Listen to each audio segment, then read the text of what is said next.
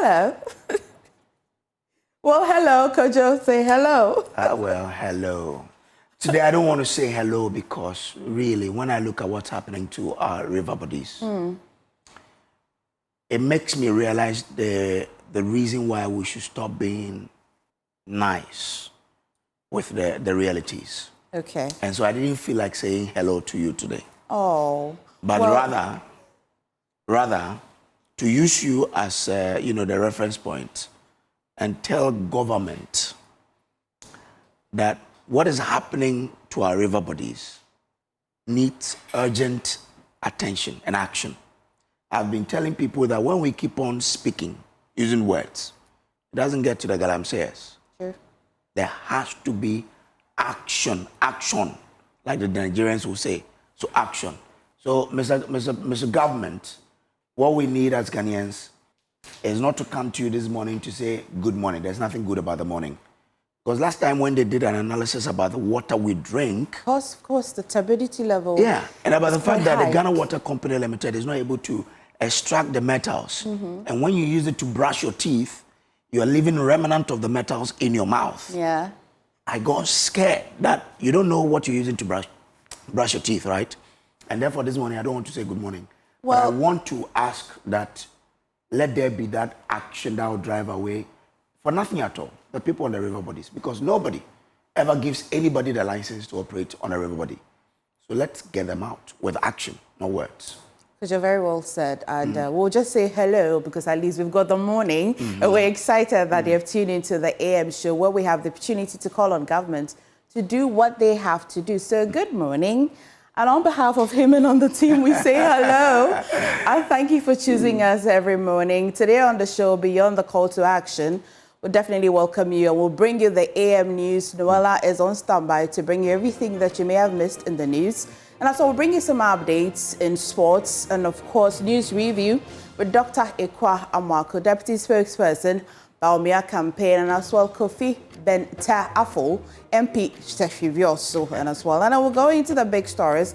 The Attorney General has been on some blast spree. Exactly. Now, Dr. Ayine is accusing the Ghana Bar Association of leaving its professional path and turning partisan as he expresses disappointment over what he describes as the association's inconsistent advocacy and bias in addressing constitutional matters. We hear from the GBA. Now, also from Accra to Barbados, and that's where the GROW, Unite and Build Africa, Guba Business Conference is taking you come this November this year. We'll tell you why you can't count your business out of this historic trip to that beautiful Eastern Caribbean island called, Barbados. Well, so you definitely want to join in that conversation and especially look out for that conversation if you're a business owner, because Barbados definitely serves as a very focal point if you wanted your people to know about your business even more. A reminder that the AM show is sponsored by Kenoga Company Limited and Syntex Tanks. You want to join us via phone, via social media, all of our social media handles. It promises to be a good one today. Time now for the AM News with Noella Karen Iale.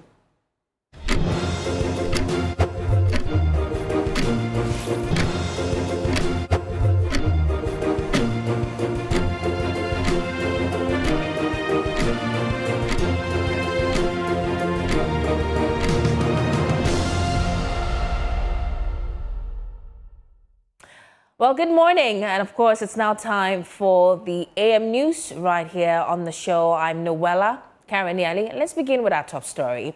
And the Attorney General and the Ghana Bar Association are sharply divided over the integrity of the country's judiciary. Now, Attorney General Dr. Dominic Ayine has accused the bar of abandoning its professional route, bowing to partisan politics and becoming self-serving. But GBA President Efwa Agate insists the removal of former Chief Justice Gertrude Tokonu was unfair, warning it undermines judicial independence. The clash played out at the opening of the association's annual conference in Wa. Rafiq Salam reports. Dr. Dominic Ayine went in for the jugular, expressing his disappointment over what he described as the association's inconsistent advocacy and bias in addressing constitutional matters. When in 2015, an Article 146 petition was received by the Chief Justice in relation to the former chairperson of the Commission on Human Rights and Administrative Justice, Madam Loretta Lamke, the bar failed to speak out about process. In the run-up to the 2016 elections, the then opposition New Patriotic Party engaged the Electoral Commission in court battles over the voter identification system. This gave rise to the Abu Ramadan line of cases. Immediately upon assuming office in 2017, an Article 146 petition was filed for the removal of the chairperson of the Electoral Commission, Mrs. Charlotte Osei, and her deputies from office. The bar saw no basis to speak out about compliance with due process. But in recent times, the bar found its voice when petitions based upon the same constitutionally defined procedures were brought in respect of the removal from office of the former Chief Justice, Mrs. Gertrude Araba-Tokono. Ladies and gentlemen, the honest question we have to ask ourselves is, what changed?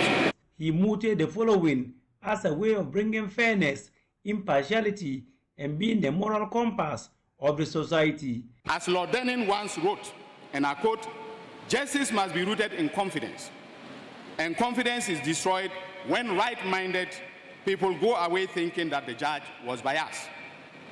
The same applies to the bar.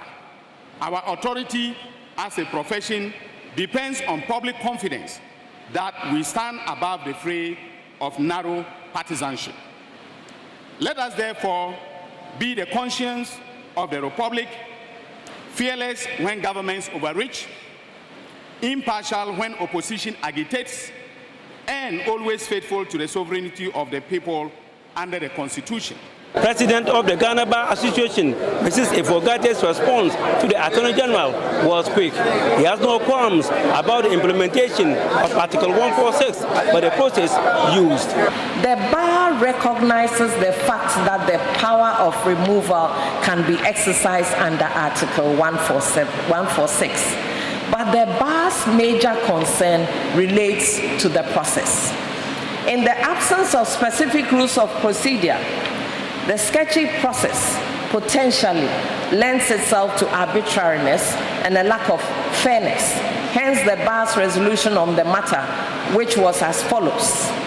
The Ghana Bar Association hereby also calls for the immediate enactment of clear and comprehensive regulations relating to matters under Article 146 of the Constitution of the Republic of Ghana to ensure transparency, accountability, and fairness in all proceedings involving Superior Court justice, particularly in the context of the impeachment or removal of such officers. Well, away from Wa, let's take you to Kumasi, where traders affected by fire at the Idum Blue Light Market have welcomed a decision by the Kumasi Metropolitan Assembly to allow them to rebuild the market. Now, a rampaging fire on March 21, 2025 torched the market as wares and structures housing the traders were destroyed in the fire, and a decision by city authorities to lead the rebuilding effort was met with strong resistance by the traders, who insisted that they want to self-fund the reconstruction. Now, head of physical planning at KMA, Benjamin Ayine Boateng, tells Joy News the Assembly has reached an agreement to allow the traders to reconstruct the market pending an approval of technical drawings and specifications provided by authorities. Hundreds of shops installed.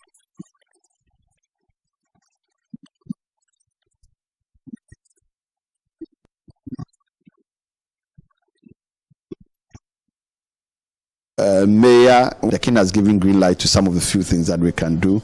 So currently what we are doing now, I think, of course, the site has been cleared. They are done with drains. And then we are trying to see how best we can have fire-resistant materials and fire prevention equipment as part of the design, so that in the event of any fire, the effect will be minimal. Yes. So currently, that's what I've engaged the traders severally. Almost every week, they are in my office. They want to go to site as quickly as possible. They are going to build it themselves. They've submitted a list of contractors, and we are discussing with them, and then we advise them as to which one they should pick for the reconstruction. Currently, my office is doing the designs, and then once we are done, we will give the work schedule to the contractors, and then they will come out with their own bills and materials that they are going to use. The traders have welcomed the new arrangement by the city authority. Yani Kumasi Kropon Bejana. Satana regional minister and away from that, the coalition against Galamsey Ghana is piling pressure on President Mahama to immediately dismiss metropolitan, municipal and district chief executives, as well as police and investigative bureau commanders in areas where illegal mining is still rampant. For the coalition, the continued destruction of forests, rivers and farmlands is proof enough that these officials have either failed in their duty or are quietly aiding the menace. And there's more on this following report.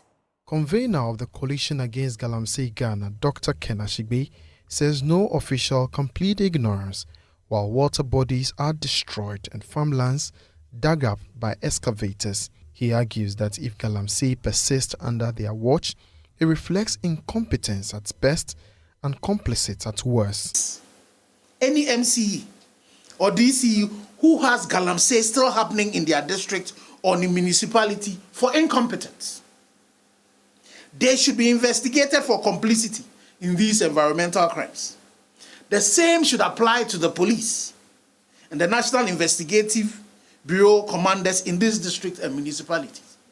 If they are still in there representing the president and Galamsey is still happening and we've not heard them screaming out loud for support, then they are either incompetent or complicit or both. Meanwhile, Deputy CEO of the Environmental Protection Authority, Professor Michael Ayamba, rejected calls for a state of emergency, warning that deploying armed forces into mining communities could spark violent clashes rather than solve the problem. It's easier said than done that declare state of emergency, go there with guns and shoot it. I can tell you everybody calling for the state of emergency. They don't know what they are calling for. They don't know what they are calling for because the cost of human life there is going to be enormous that we may not even, in the end Galamsey, we may end up having a conflict growing out of it. Government spokesperson Phyllis Kwachi Ofosu has also challenged critics who claim Galamsey has worsened under President John Dramani Mahama to provide evidence. He insists government has rolled out several measures to curb the menace. And even as we take steps to fight it, those who are engaged in it still find reason to go back. And some time ago I said that the Galamsey fight has to be an eternal fight. It was taken out of context to mean that we will never win it. But we have to maintain eternal vigilance. That is why, as part of the efforts going forward, all those places that have been reclaimed, the soldiers and the security forces won't leave. They will set up permanent camps to ensure that people don't come. At least the 44 forest reserves that were endangered. And all the riverine areas of Ghana will have permanent security presence to ensure that people do not come back. And that will be rolled out in the coming days. The debate over how best to deal with Galamsey is far from over. Now, since the reopening of basic schools, parents have voiced strong concerns over the rising cost of stationery and the expensive textbook being demanded by schools, particularly for pupils in the lower primary levels, with many questioning why young learners require such expensive learning materials. In response, the Director General of the Ghana Education Service, GES, Professor Ernest Kofi Davis, has assured parents that the issue will not be ignored. Now, speaking during a welcome back to school tour of selected basic schools in Cape Coast, Professor Davis pledged that GES will engage the relevant authorities to urgently address the matter and ease the pressure on parents. Abigail Esel Nkrumah has more in the following report. Schools with poor infrastructure will be seeing transformation, as the Director General of the Ghana Education Service, Professor Ernest Kofi Davis, has assured that the situation demands critical attention.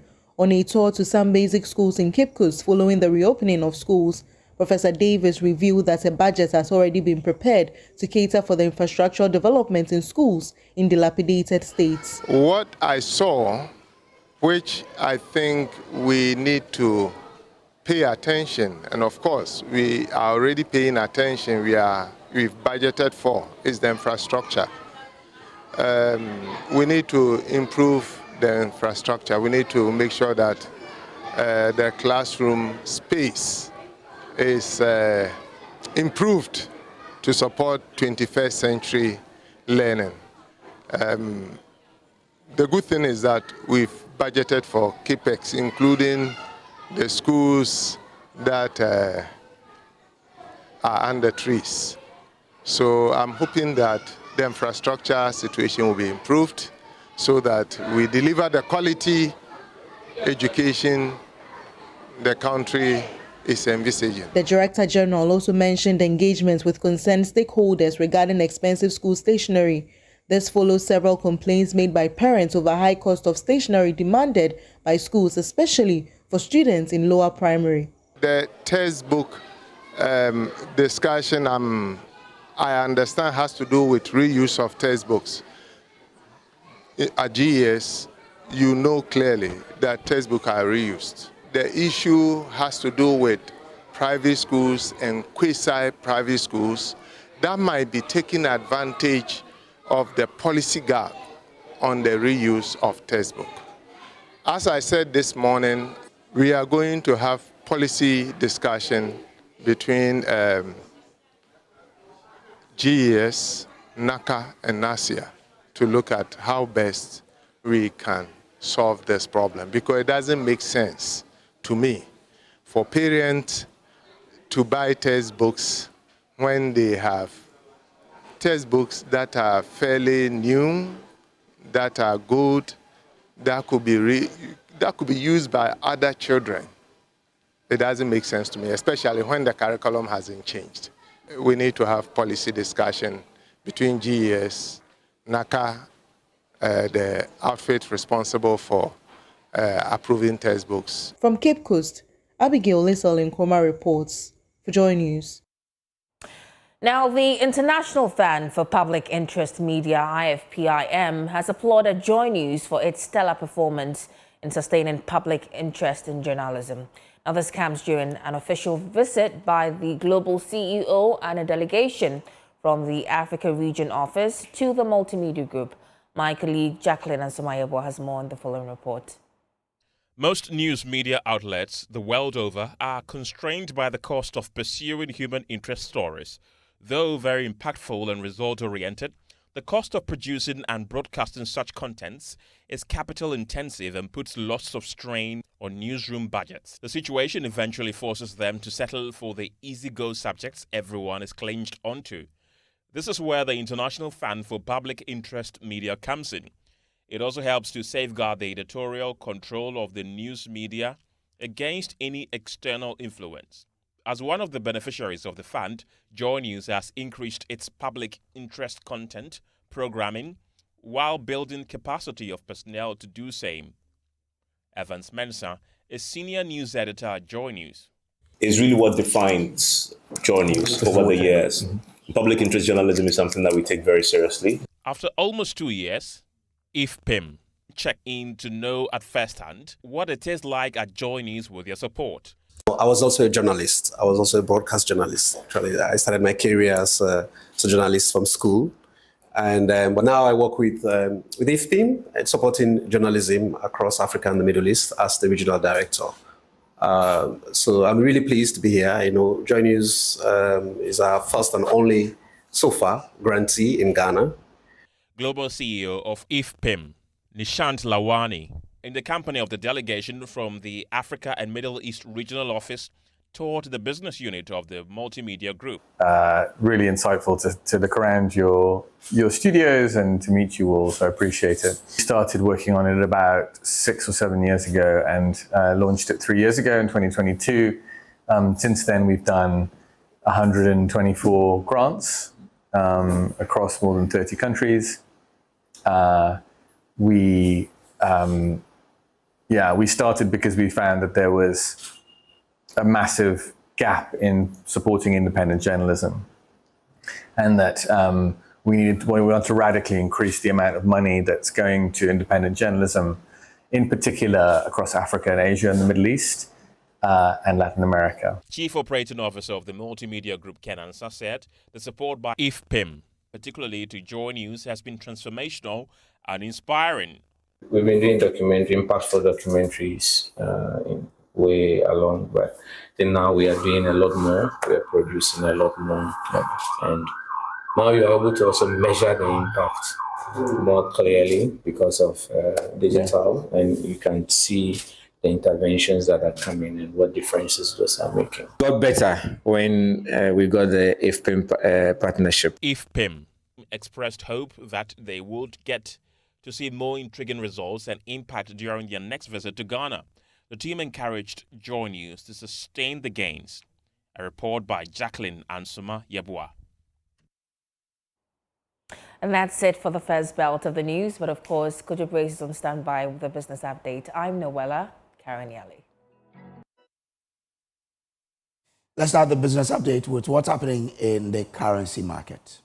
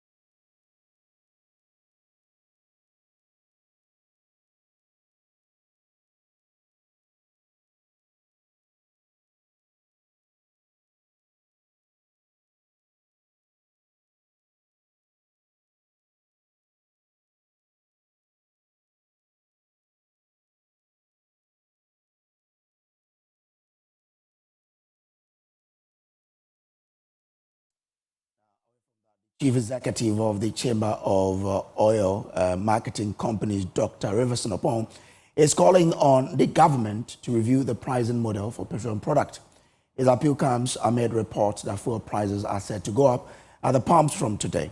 Dr. Opon believes a review of the current pricing regime is necessary to cushion consumers and reduce the impact of future price hikes. With where we are, you will know that we've moved from 17 to 10, and now we're back to 14. I believe the Ministry of Finance is looking at it, and the government should be concerned at this moment with certain policy or political decisions that were made, so that we can revisit some topics and also look at the pricing mechanism to see what variables within the pricing model the price breakdown could be out to make the oil, the crude oil product prices a bit affordable. And I'm very happy you mentioned utilities going up by 200%. And for me, we are waiting for the implementation. Once that is implemented, we are going to have a very strong discussion with the government of Ghana. Because we were told, and you are aware, that they didn't want to increase the utility bills, especially the electricity bill. And that's why the 1 cedi was added to the fuel price. So we are watching them. Now, economist Professor Patrick Esuming has urged government to focus on strengthening key policies and implementing real sector measures to sustain both the economy and the city. His remarks come in the wake of a slowdown in remittance inflows, which he noted has not significantly affected the city's performance. He made these comments in an interview with Joy Business. Google has done well also. And of course, the fact that we've piled up a lot of gold reserves, all of that helps us. But you know that we can't keep doing that forever. And especially the gold price, who knows? If things improve elsewhere, the gold price could quickly come down. And then suddenly our strong reserve position will look weaker. So I think it's important that we start doing the real sector measures that will improve domestic production and domestic productivity, that ensure that the gains that the city has made become real and sustained. So ultimately, we need to begin to see the central bank or the government implement its real sector policies.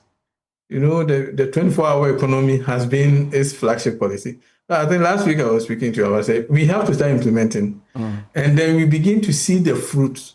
And then if we're able to leverage that to build a more robust and resilient economy, then we will be on the way. That's all in business updates, but let's wrap up with what's happening on the commodities market.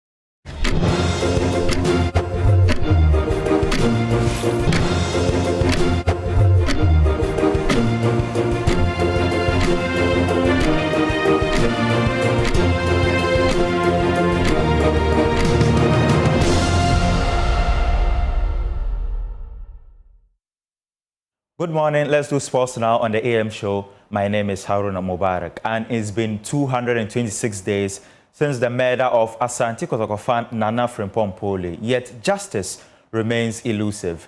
The incident happened during last season's Premier League game between Asante Kotoko and Nswatman FC, where the supporter was stabbed to death.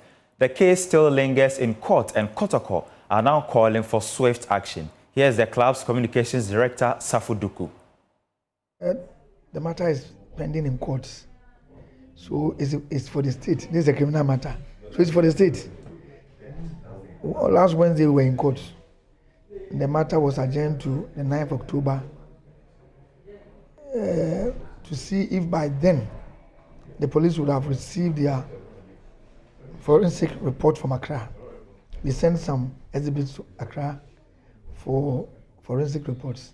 That will help them in their prosecution. So we are only waiting for the forensic report, after which they will forward the entire docket to the Attorney General Department for their final advice. Once the matter is in court, we cannot go deeply into it. All that we are hoping for is for the processes to be sped up. But we cannot put any blame on anybody because of the nature of our judicial system. It has always been slow, but definitely one day the court will make a determination as to whether the 8 people who are standing trial now had any hand in the gruesome murder of our departed brother. But that is in the hands of the courts. We'll let them to decide. Now, Black Starlets head coach Prosper Nate Ogum says his side is ready to make Ghanaians proud as they prepare for the 2025 WAFU Zone B Under-17 Championship in Yamoussoukro, Ivory Coast. The team wrapped up their training sessions and obviously left the country yesterday for the tournament.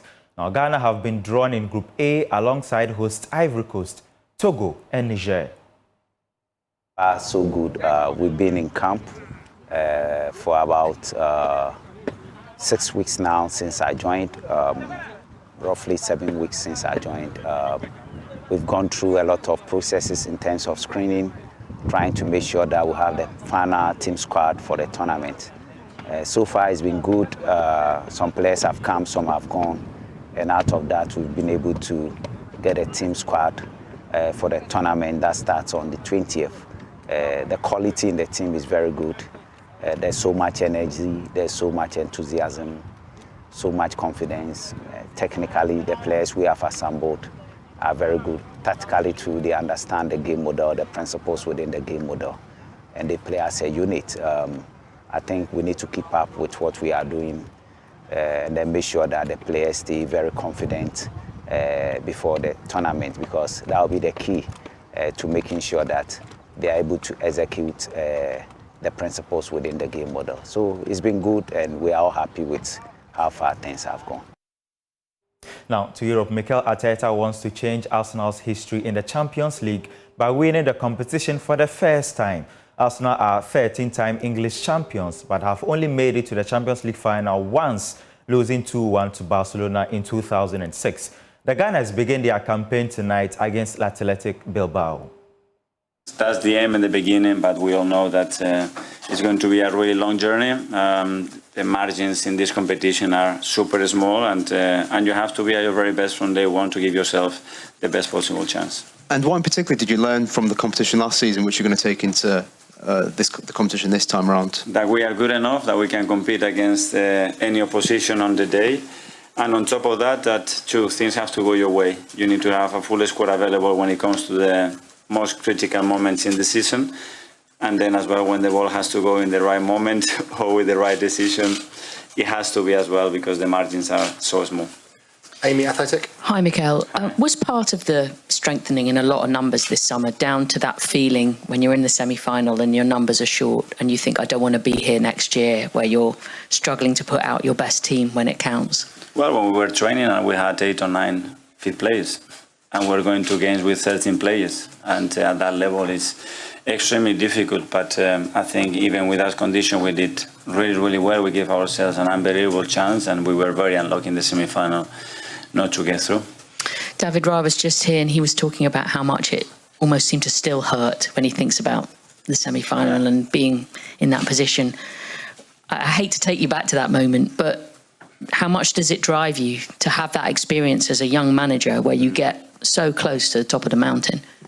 Well, it is that, and that moment you get deflated, and you have to understand what you need to do to put yourself back in the same position and start actions actually that matter to give yourself the chance to achieve that. And that's it. You take a lot of learnings from it. It's painful because it's not only what we feel, it's about the expectation that we created and the real conviction that we had within the club, the team, that we could go all the way, because we showed a very high level of consistency and quality throughout the competition, and learn from it and try to be better. Let's look at the matches for the Champions League tonight. We've got about 6 matches to look forward to, and of course Arsenal, they begin their campaign tonight against Athletic Bilbao. PSV come up against Union SG. We've got Juventus who take on Dortmund. Benfica, they are against Karabakh. And of course, we have Spurs. After winning the Europa League last season, they are in the Champions League and they will face Villarreal. And of course, Real Madrid are up against French side Marseille.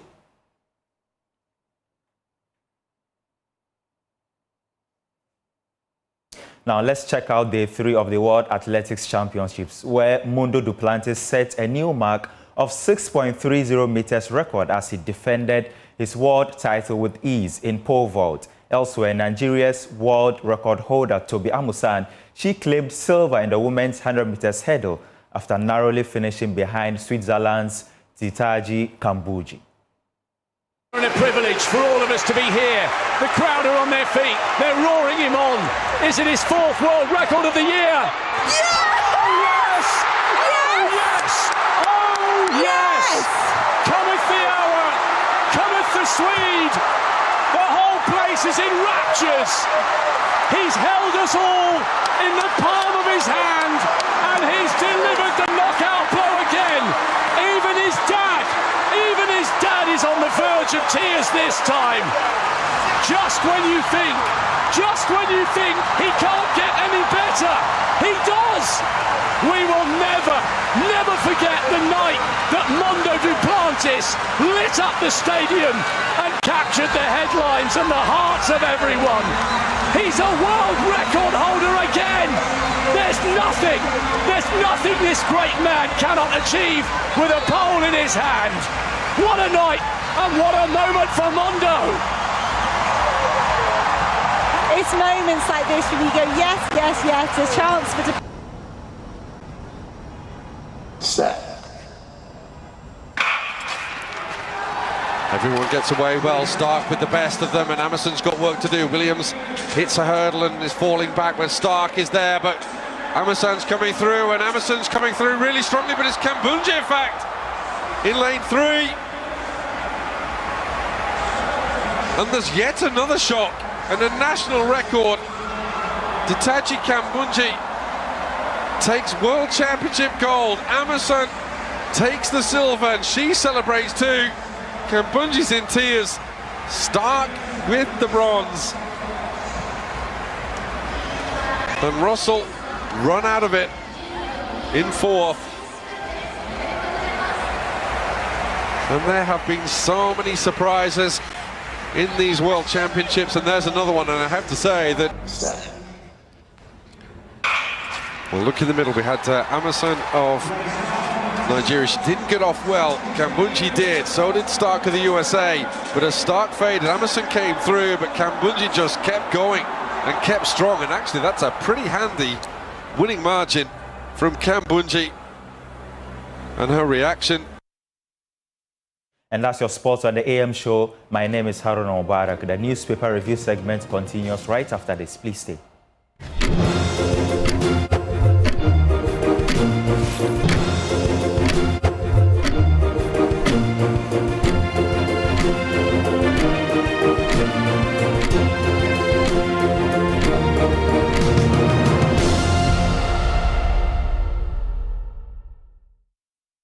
All right, so good morning to you once again, wherever you are. Welcome to the AM show. A reminder that the show is sponsored by Kenoga Company Limited and Syntex Tanks. Now, Ghana, let's talk water tanks. Do you know the secret to real water storage? It's simple. If your tank doesn't have the tortoise on it, then it's not the correct tank. That's right. You need to change it. Now, the right tank, which is a tortoise tank, Syntex tank, is the champion of water tanks. Do you know why? Because it is strong, durable, and built to handle our Ghanaian weather. Rain or shine, Syntex tank has your back. So go outside, check your tank, and if it doesn't have the tortoise on it, then you know what? It's time to upgrade. Join the Syntex tank family today and enjoy water storage that's tough like a tortoise. Call us today on 0244-335168, 0244-335168 to buy it now or find one of our 400 agents nationwide. You can also shop online at syntexgh.com. Syntex tank, strong, tough. Well, MFA Adeti is here. MFA, good morning.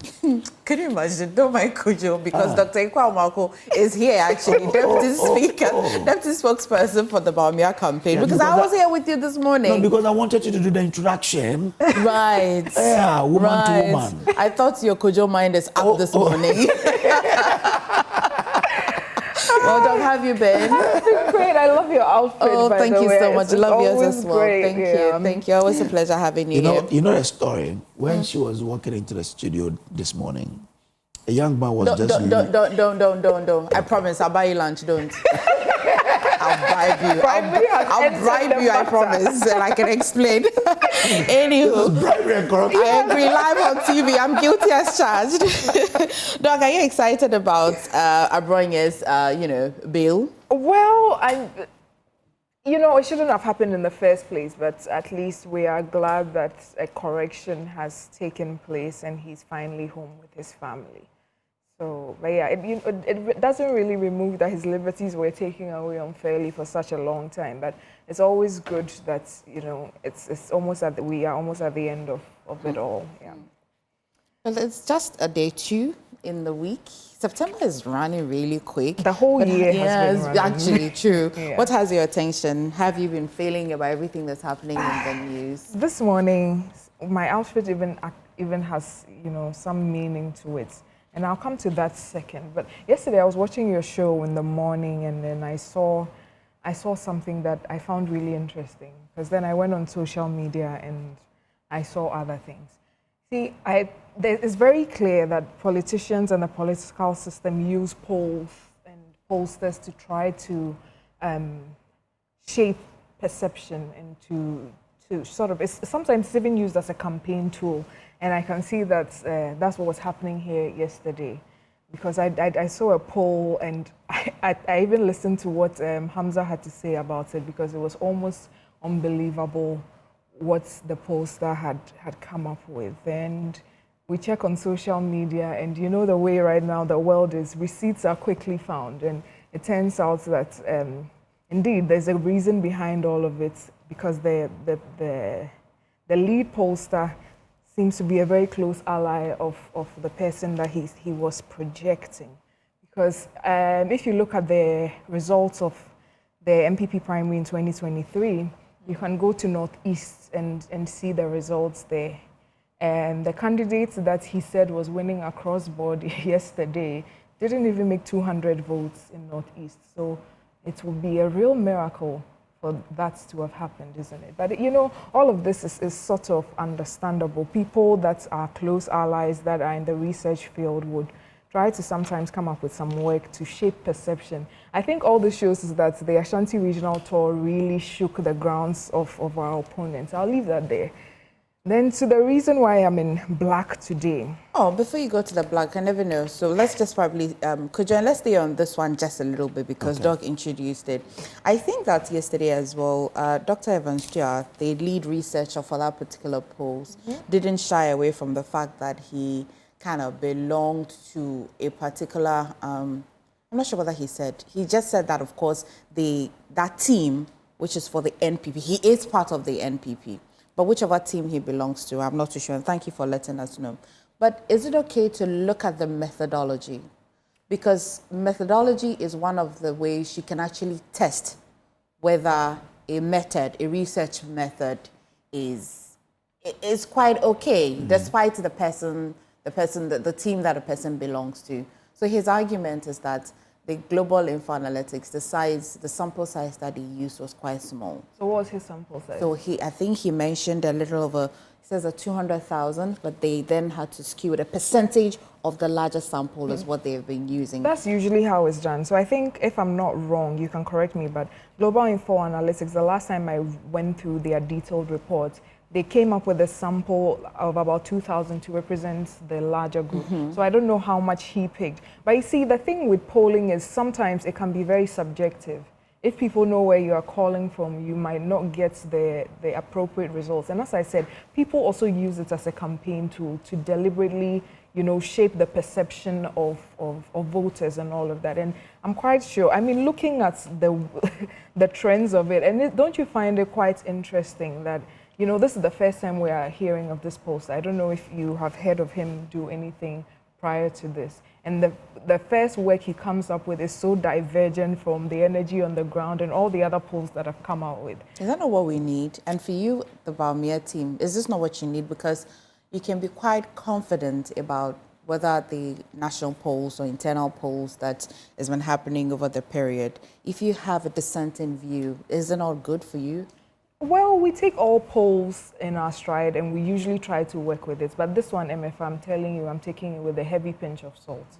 Yeah. So all the other polls that comes out, Global Info Analytics, everybody knows that there's a little banter even going on between my boss and him. But we take all those polls to improve ourselves and whatnot. But this one, I mean, I have a lot, not information that I cannot readily give out here, but that I am very confident that that one should be taken with a heavy pinch of salt. It was just to shape public perception, really. It just goes to prove to me that the impact in Kumasi was really felt, and the reception we received was not just showing face, you know, it was actually felt to cause them to even release this before the time that they had set out to release it. And I would not want to give it any more publicity than than it deserves. But yeah, so we have our internal polls that we look at, and of course we look at every other poll that comes out. And this one I find very suspicious, because if you think you can win Northeast, then I don't know what you are on, really. Okay, I'm curious to know why you're wearing black. Black is my favorite color, though. It is my favorite color, and I tend to wear black a lot. But today it was very deliberate because the same people that not too long ago were disturbing us with this state of emergency, put a ban on mining, this here, that here. Every day you wake up and you hear a key member of the ruling NDC, come at the government really directly on this Galamsey issue. Then we listened to His Excellency, the President John Mahama, and the response, I was shocked because I do remember that I've said that before when we were in government, looking at all the parameters and everything that was happening at that time. We did a little study, and then we found that there are about 1 million people directly involved in small-scale mining. So even if you take it as 3 dependents, you get about 4 million. And so that at that time, the call for the state of emergency was something that's, would have been very tricky for us. We were called names. We were called wicked. Somebody even brought in my profession that they expect more from me and that I should be more worried about the consequences of the distraction that was happening. Only 8 months down the line, to see the president himself repeat my argument. What happened, MFR? I was very shocked. In fact, I had to watch that video several times to make sure that what I heard it correctly. And, I would have even expected them to show some more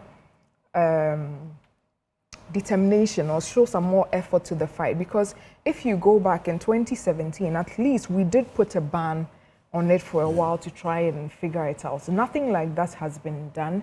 You set up a gold board, and now it turns out that we can be very sure that gold board is buying from these small-scale miners, some of which are illegal. I'm not going to go the same tangent they did by trying to lump all small-scale miners together as mining illegally. But we cannot sit here and pretend like Gold Board is not buying from Galamseyers as well. At a very low rate, that is causing them to also be agitated. And you take that money and use it to buy pickup trucks and whatnot and donate it to the tax force again. Who are we kidding in this country? It's time we all come together again and begin to call out His Excellency John Mahama administration for the big scam they pulled over the people of Ghana, because this is not what they promised, especially with regards to the fight against Galamsey. Well, yesterday, the Minister for Government Communication, Felix Ofosu-Kwakye, speaking on the Super Morning Show, said we should hold the president accountable for his own words.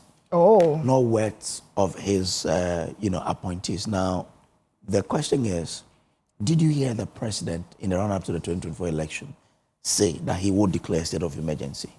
I didn't know that's how it runs now. And to me, it was a very calculated attempt. That means at that time, when his very high-ranking members in his government, we've seen the current Minister for Foreign Affairs going on that tangent several times. We've seen the current Minister for Lands, the sector Minister for Lands also said that. Even the Minister for Education at that time. These are no small players in the NDC administration. They are very high ranking, and I think it was very deliberate, high enough for people to believe what they are saying, but they were giving themselves wiggle room. It just means that they had planned this scam a very long time ago. And because you mentioned the Honorable Felix Ofosu-Kwakye, I've also seen some comments coming out of him that we should show him evidence that it is getting worse. He should hold on. Very soon we will provide the evidence. I don't know if just by driving around, which I'm sure he does a lot outside of Accra, he cannot see that the matter has escalated. But as a responsible opposition, he should hold on. We will provide him evidence that the matter has escalated. And I don't think that excuse holds at all. At least show some effort. Like show that you are. But can you hold the president for something he did not say he would do? Is that how we are playing the game now? No, they are key members. Okay, then we are holding the Minister for Lands and Natural Resources, because he said in opposition that, I don't know if you even remember the last address of His Excellency Nana Addo. It got so feisty that our dear mother, Auntie Rebecca, was even upset. He took it on and made it seem like, the NDC government, when they were in opposition, made it seem like the solution to Galamsey was to remove MPP, because MPP members were the ones illegally mining. Now we hear their constituency chairman doing this doing that, national security taking over legitimate mines, and it is clear that it's now that the real Galamseyers are in power. We expected, after everything that they said, you cannot absolve yourself by saying that the president never said it. I've heard some people say it wasn't in the manifesto. How do you expect Ghanaians to take you seriously going forward? How many people read the NDC manifesto? It is what you go and sit on TV and say as a representative of the opposition, as a group of people that expects Ghanaians to put their faith in you to represent them. So after all of that, you cannot then come to us and say it wasn't in our manifesto. The president didn't say. How many people read your manifesto? But that video of the Honorable Okudieto Ablakwa and the Honorable Minister for Lands, even the Honorable Haruna Iddrisu, it's something that everybody saw. So you can just imagine how many Ghanaians saw that and saw that as a real determination in the fight against Galamsey and so voted for you. And now you are telling them this Anajo Manasem. It's very surprising, and I don't think the people of Ghana are going to forgive them for that. But they said they are dealing with it, so you should give, because what the destruction that happened in the last 8 years, they say, cannot be undone in 9 months. That's what they say. Yes, I mean, isn't that being real with you? Let's not kid ourselves and feed into their propaganda that this distraction was something that happened in the last 8 years. It is not true. It is absolutely false. Okay. It's something that they've tried to deliberately do to make things easier on themselves. Galamsey did not start in the last 8 years. There's evidence of the late Professor Evans Atamils. Even he looked, so surprised about the thing and taken aback. That was a long time ago. I think prior to 2012.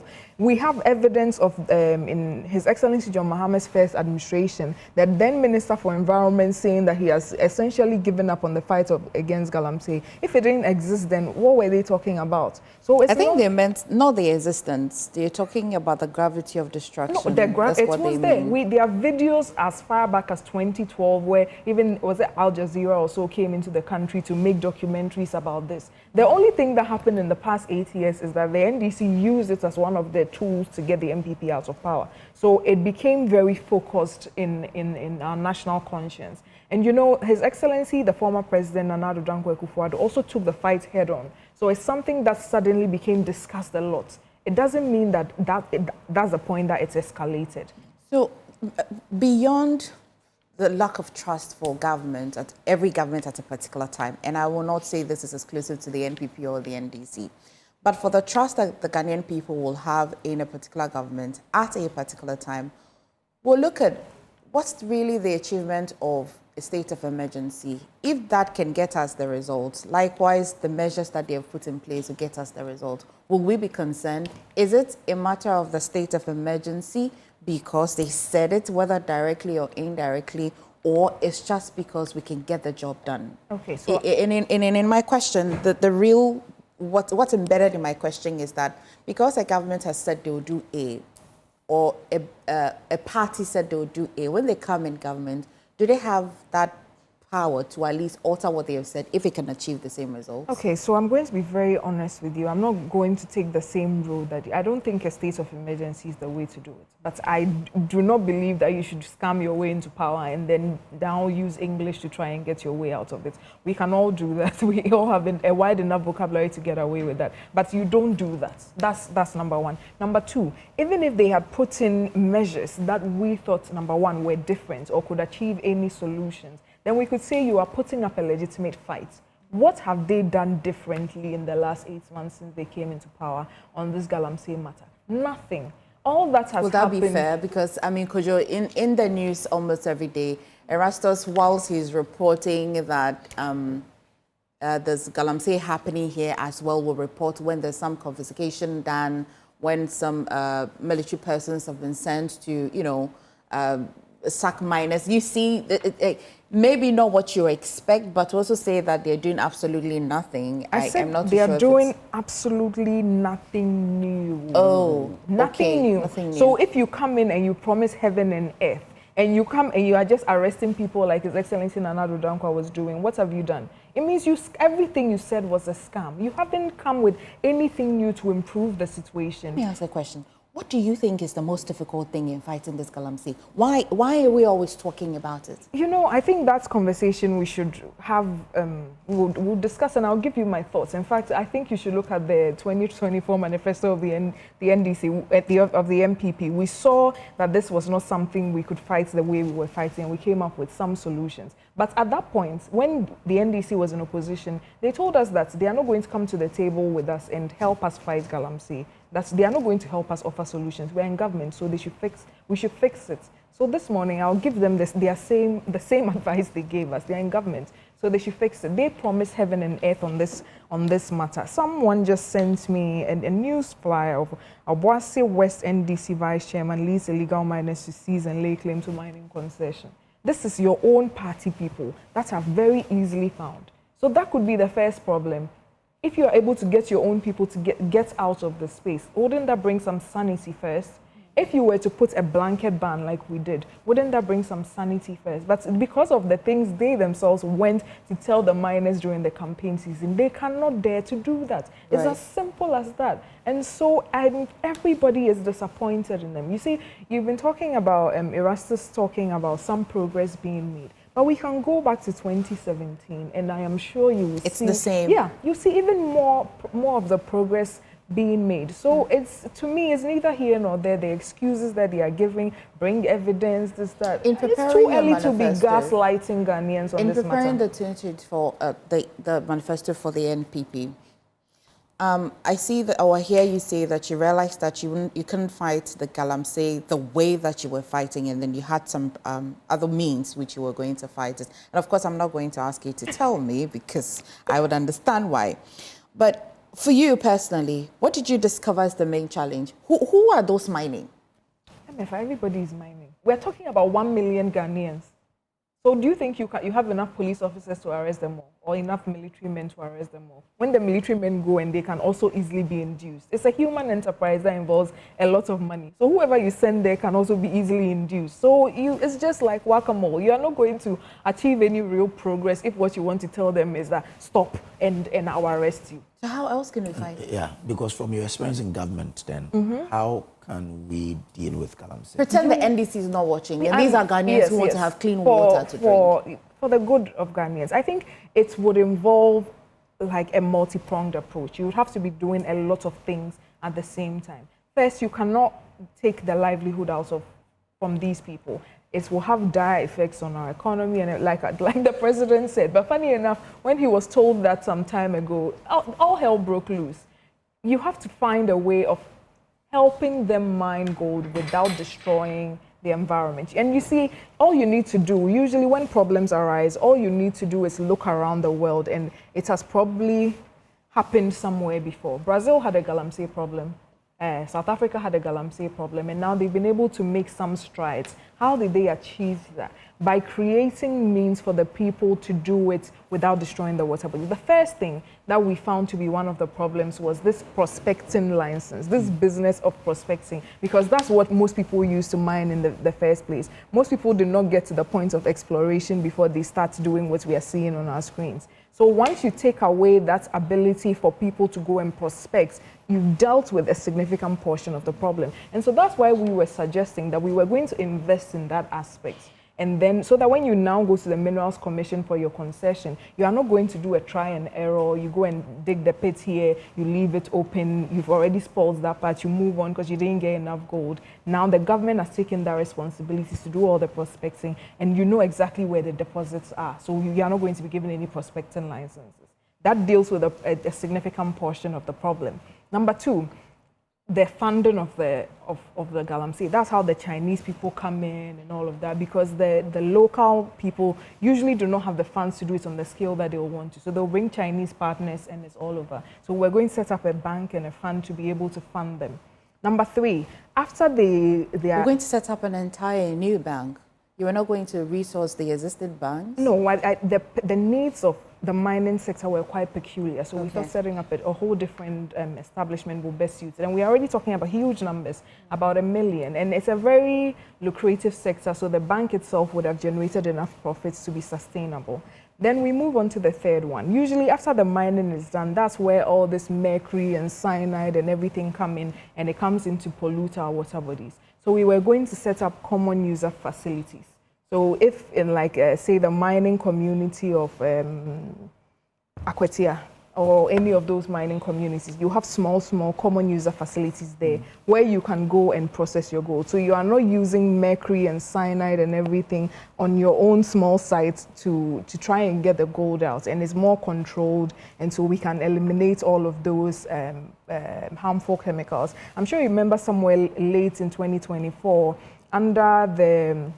with the support of the former vice president, we brought in a few mercury-free catcher machines and everything. That was to help with that process. Then we had a lot of plans for river wardens. I don't know if you remember. It was even launched then. Yes, so it was like an 8-point plan with every single one touching on a different part. But if you had river wardens, why do you criticize their river guards? Because they're the same. Because you can't implement river guards alone and expect results. That's what I'm saying. It was like an 8 or 9 point thing with each targeting. So if you've been following what I'm saying, each was targeting a different problem that we found endemic. And so the river wardens was just, like an adjunct. And they were going to be set along to patrol the water body so that if you have a champagne there, they see and then it can easily be intercepted. So the whole process of using law enforcement was only then going to be an adjunct, because we've helped you in all these ways to make it easier for you to do the right thing. Then you can augment with security services, and then we can begin to see some more progress.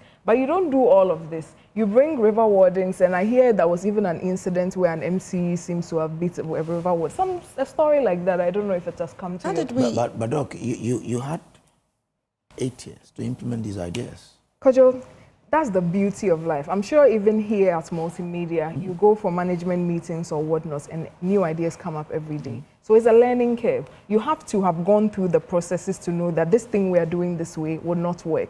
So we started on the heavy law enforcement approach. We did that for a very long time. Then it came to our attention that that alone would not yield the results that we wanted. So it was a learning curve. We had to go through all of that to be able to see that, no, this is one of the problems. This is one of the problems. How do we solve that? And put it together to come with a comprehensive approach. Last year, we told How are you going to convince the Ghanaian people that, well, yeah, for such an existential problem, we'll try this means. So give us another opportunity to be able to implement these fine ideas. Did you think the Ghanaian people were going to come along? MFI, His Excellency John Mahama is in government. Anything is possible. Because one of the things that took him out was Galamsey, isn't it? And he was able to use Galamsey to remove us as well. And it's very clear that on this matter especially, it was a big scam. And that their own people have taken it up to do it in the most irresponsible way possible. The people of Ghana are going to get tired of it.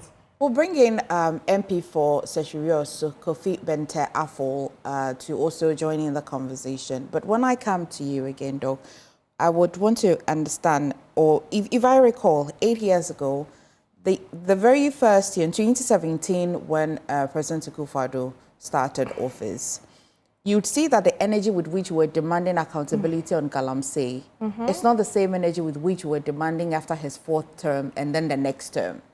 You would agree that I think that the Ghanaian people understood that he had just taken office. And then the very first year, yeah, he has these nice ideas he wants to implement.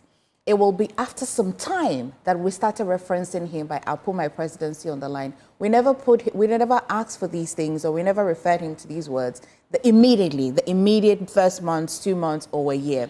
So you would agree that, yes, President Mahama is back in government, but the period in which he had to take a detour is not the same as you wanted to come back to power. 2 answers to that. Number one, because at that time... You want to answer now? Yes, I'll make it very short. Okay. Before I forget. Number one, you were seeing action.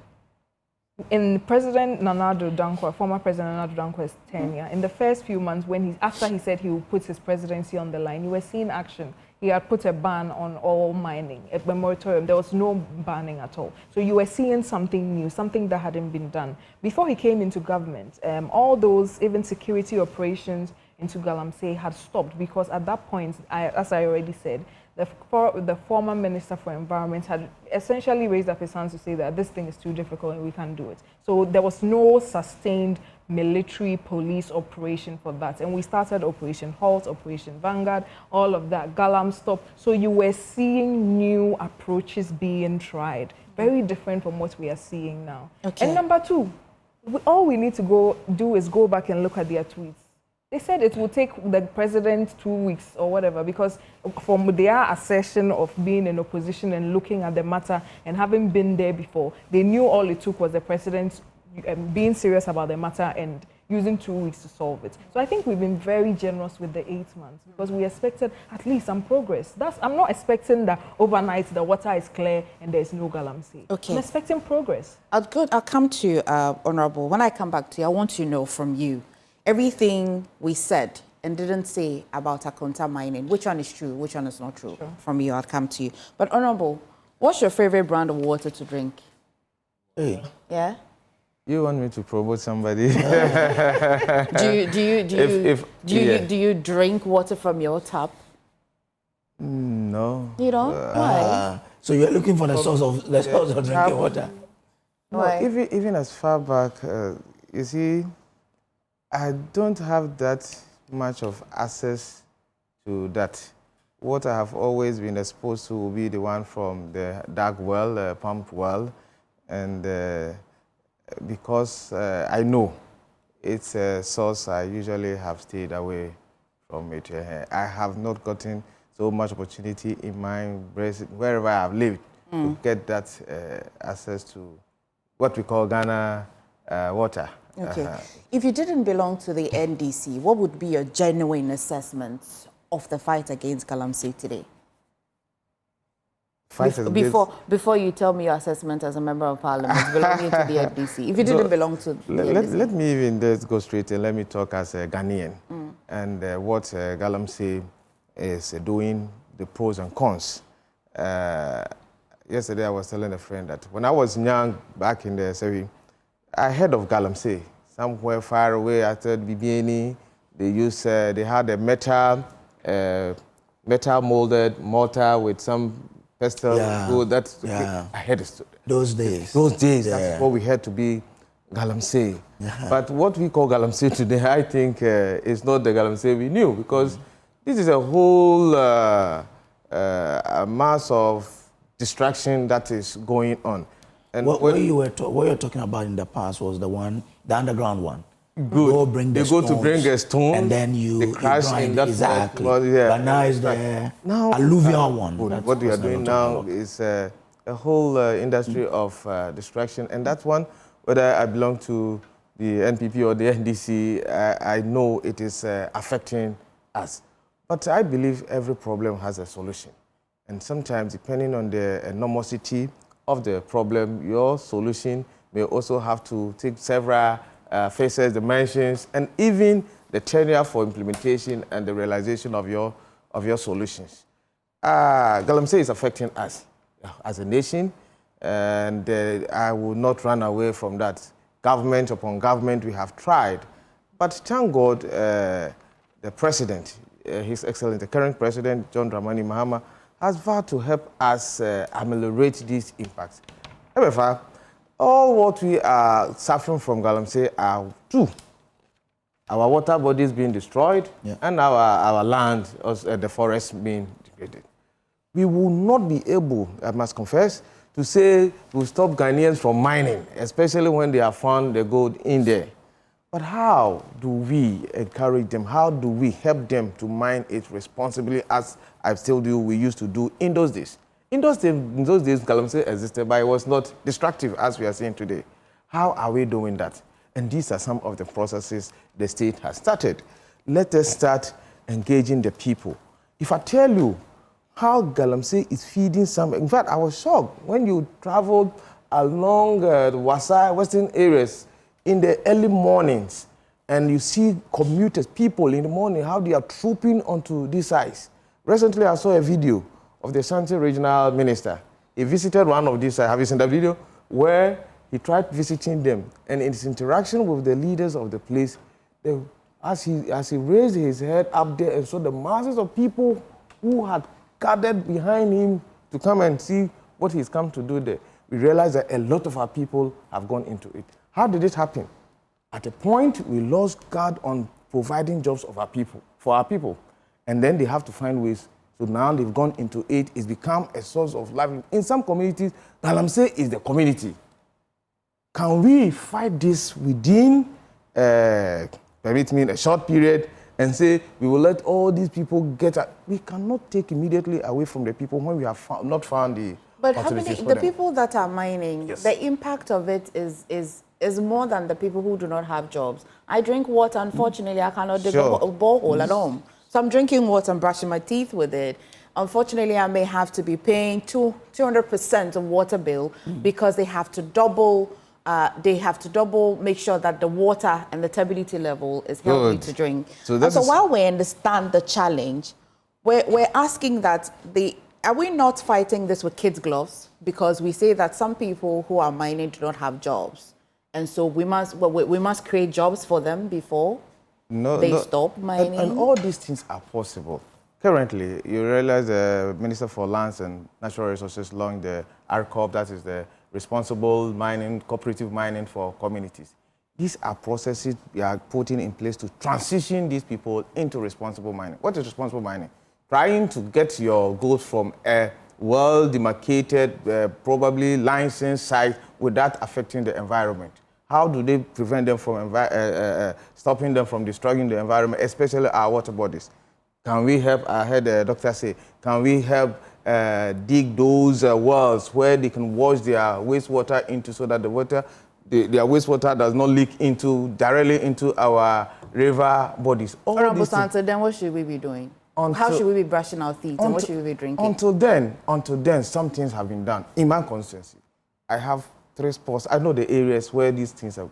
These blue water gas have saved me a lot. Have they? Yes. As for me, I have about 23 of the young men. For all these 3 sides, these guys together with the MCE have been able, as I speak to you, anybody watching me, listening to me from Sevi also knows that Abu Nidria Wasa, Aguna Wasa site, where we all know Galamsey is going on, has seized. It has seized. For you, in your constituency, what did you do differently? Because we decided that we will not tolerate it in our constituency. My MCE and I, together with our party head, said, no, this we will not tolerate.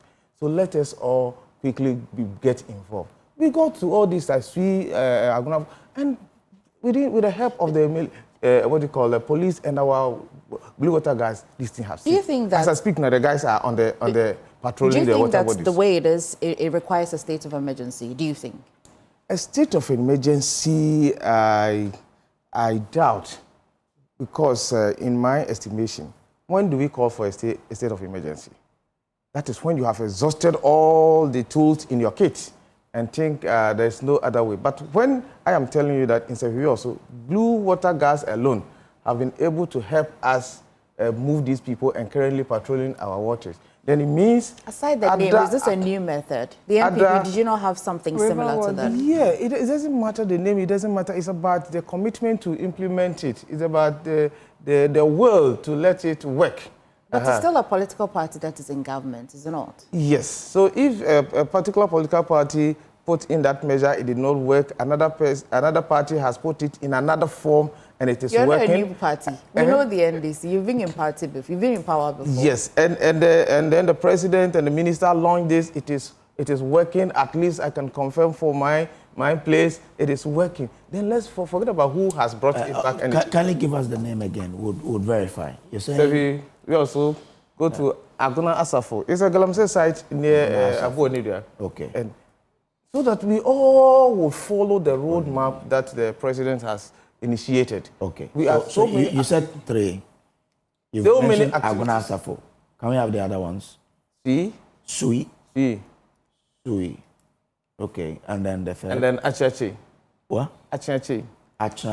Yes. These are areas when we came to power, identified these things were going on. But you see, let's not even limit ourselves to my place. What I'm seeing is that the broader picture of the approaches the government has put in place is working, and we should exhaust it before we come to say we're throwing our arms in despair because we have not been able to achieve what we wanted, and so we go into a state of But your earlier argument about the lack of employment, therefore forcing a lot of people into Galamsey, is that grounded enough? Because you and I know that people have left their jobs just to go into Galamsey. In our communities where Galamsey is being done. You see, one thing led to another. When I've told you that when we were young and we saw those people doing it, did it attract a lot of people into it? No. Yes. Now, people are unemployed. They went into that thing, and because of the way we have allowed it to be done now, it is yielding more than we used to see. And so it is attracting others who even have jobs to go into it because it's become lucrative. The signals are there that you even sell your cocoa farm and go. We have heard comments from cocoa farmers. Yes. It's because we did not tame it. We did not control it at that level that when I was a young boy, I know Galamsey to be. And we let it go overboard. Now it is sending a very lucrative signal, and even people who are employed would want to go into it. So it's not usually, it's So not about unemployment. So though it is about unemployment because you did not tame it, it led people into it, the signal became clear and others are following suit. Okay, all right. So, Doug, we'll come to the question about whatever we said and what we didn't say about contamination. And I'm citing this because it was very topical during the NPP era. And we've said that the people that mine really are the kingpins. As for the numbers that we're counting, they're just working, as Honorable has been saying. But Honorable, indulge me, the provision in the Constitution that allows the President to declare a state of emergency says the Constitution sets out specific circumstances justifying a state of emergency, which includes natural disasters, action or threats likely to deprive the community of essentials of life. What else would deprive a community? Of essentials of life? Yeah. I don't know what else can be so essential than water. Are you in fact saying that as we speak now, we've gone totally out of that essential? I do not think life? that the stakeholders of the country that are asking for a state of emergency are asking the whole country. I think think it's for what the areas. I have heard is all stakeholders, we will be heading towards that point, and so we have to avert it before. But I don't think we are there now that that's basic need of life. Check the level of the water stability as of today. I just it's over 32,000. Yes. NTU. I even know that the water treatment plant has closed in the central region. Essential water, air, food, water. Good. So has the nation gotten to that point that we are not water I thought you sufficient? said when you drive past, which areas were you driving past that you would see? I'm sure maybe I can help you. Wasai Krokmo area. In fact, that place is when you are going to Asankragua, I mean all that stretch, you see them along the road. I went to Mpatuom, and it's not a threat enough. It's not a threat. The threat I saw was the lives. That at 5 a.m., 6 a.m., you see masses. Is that not enough, at least? Because at least beyond even the water, young people are losing their lives. I'm telling you, if we are able to take these people off those areas. But the thing is existing, so how do you take the people away? Why don't you stop it before you take the people away? It's like the thing should exist before we take the people away. No, I have always had a fear in that approach to things because if you're not careful and you take things away from people when you have not found alternatives for them, you'll find another alternative. And that's a fair way to answer. A serious thing. That's a fair answer. So I'll come to the question you asked, but I want to just respond to a few things.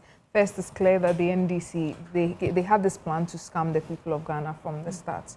Because is it not hypocritical to ask for a state of emergency when everything Honorable has said here was already being done? The river wardens were in place at the time that they were asking for. He has mentioned that it is the will to implement it. It's the same thing that's happening. MFR, I just checked the Amenfi East MC supposedly unleashed tax to beat the Blue Water Guards. So that's we can't confirm this. No, it was a news story. No, a news story on Kesbin. The interview was there. It's not from Joy News. It's not from Joy. So I'm just quoting. It was out there. That an MC in this current administration unleashed tax on the Blue Water Guards. If so maybe hasn't said it, I don't believe it. So I'm just saying that information is out there. So maybe in your constituency is a little different. But you cannot then say it's the will to fight it. There's an element of human intervention. But at that point, this Blue Water Guards was happening in a different name. He mentioned another thing that basically is community mining. It was happening at that time. And the responsible cooperative mining. It's community mining that they went to rebrand. So all of this was happening. And at that point, you saw it right to ask for a state of emergency. But now you are doing just the same things and you expect us to be comfortable enough to not... That's all. Honorable is here, but I like to think that he says that indeed you can initiate it, but it is how the government intends to make sure it is effective. But we are not These seeing are two results different on this. things. No, we are not seeing results on this. And I've given you various instances of interference. So indeed, you are not implementing it effectively because the problem that we had was interference, and you are having the same interference. To me, this is even much louder. And he was talking about water. That just brings me to the last point of the things I was saying. Settlement dams, so that after you do all of this and you wash to get your gold, it doesn't return to the river. That was all part of the things we wanted. You haven't implemented all of this to give us some comfort, and then we can then say that maybe the state of emergency is not necessary. But you are doing the same things that we tried and we're not comfortable with the results. All you've done is to rename them, and you expect us to clap for you. So why aren't you demanding them to, after renaming it, why aren't you demanding them to implement it effectively rather than that's why we are here talking about. That's why I wore black to come and talk about this Galamsey matter, because it has to stop. You know, so we expect something to give. No, you are not doing anything different. You are not doing anything that is even worth giving you breathing room to do, because there's no progress. The water is getting worse. You cannot say that at this point, the level of destruction that we were seeing in October, November, December, that you were calling for a state of emergency, you cannot sit here and tell us that it hasn't gotten worse. It has. So if that is the matrix of determining whether your fight is successful, you have failed, because the situation is deteriorating. Oh, no, but the young people, Doc, a minute, the young people you see are mining over there, which you think are even a major threat. Are they the ones, are they mining by themselves? Are they not working for people? Okay, so you say mining by themselves means they have actually involved in the process. So it has to be, it's normal business, right? There's an investor, there's somebody that starts it before they come along, right? See, when you go into this illegal money, you see various categories of people involved. Okay. You see the artisanal, the peasant, and we so also know those who are... Which one is the government's major worry and concern? Because if you take these sets of young people, they'll recruit new young people. In fact, every category of them, every category, once they are not doing it right, once their actions are affecting our river bodies and our land, we should look at all of them. Well, not to only concentrate on... Let me take you to River Pra. Sure. You and I, you are from Western North, I'm from Western Region.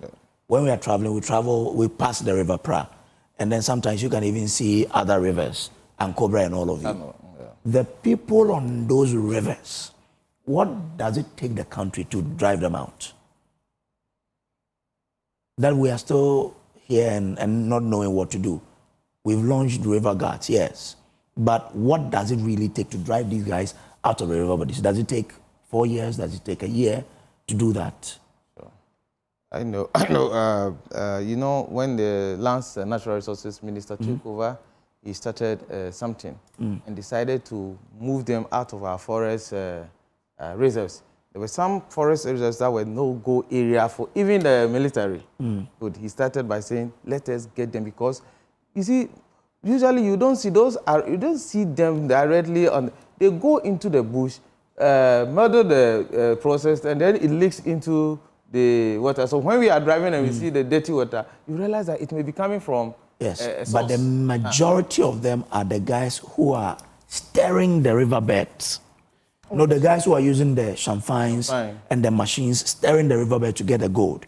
If we're able to pull them out, because the worry about our river bodies, if we drive the guys from the river bodies, we'll gain some level of appreciation. Some sides to say that we are. Yes. So why are we taking that long to drive them out? Those people, I don't think it should even be difficult taking them out. Like I told you, even our own Blue River guards we didn't even need the military. MCE and people, chairman, were able to get rid of them. So those ones smaller. Those ones players. you see them. And as soon as they even see you coming, they will run away. So we just get 2 guys to make sure this is your tax. You are there, and they are away. So we all. So why are we struggling? We shouldn't look at that long-range management person somewhere far away. We also in our communities. I'm an MP. I'm telling you what I'm doing because I told my people that I will not tolerate Galamsey in my constituency. Fortunately, I have an MC who is supporting me. Let us all. And I say, take our districts, our localities as our countries and see what we can all do. Because smaller projections we give will culminate into the whole bigger picture of solution to the problem we are looking. So if somebody, you have a river in your constituency, in your district, and you see these guys around it doing it, and you are not doing anything about it, then I think the president and the team should come after you. Have you heard the saying that if you leave human beings by themselves, they will always do what benefits them? Obviously. And that is why we have laws, and the laws must be enforced. Not even just laws, let me even add, that's why we have leadership. Okay. Whenever I'm looking at problem, I don't even look at it from the point of followers, because the leader's ability is to exert influence, make sure people obey you. So at a point, you're a leader in the constituency, you're a leader in the district, you're a leader in that community. This is a whole issue that is affecting us. President, minister, they are all looking at bigger picture, bigger processes to fix the problem. But at your level as an MP, at your level as a municipal chief executive or a chief, even an assemblyman, you can also do something with that small one you see by the roadside, and we can all move forward. Okay. So let's all get involved in this. I can see MFI is here trying to interrogate, and people are listening to us, trying to pick from some of our suggestions, our contributions, and through that we will all do our part to fix the problem. Okay, all right then. As for Galamsey, I would always keep coming. Aren't you curious about Akonta mining, the state of it? Well, I'm not sure if he knows. Yeah, so let me just put, I don't speak for Akonta mining. I've read a few She doesn't I don't speak for Akonta mining. I've read a few of their press statements, and of course, chairman is a friend, a good friend. So I think I can speak a little about it. You know, I feel like an almost deliberate effort was made to paint Akonta mining in a very bad light. That I must say. And the matter is in court, so I'll not want to delve too much into whether an illegality was done or not. But a few things are clear. When first they brought out a press statement and said that they had stopped mining, they had closed down all their mining activities for a very long time, even before they were accused of some of the instances of getting into the forest reserves.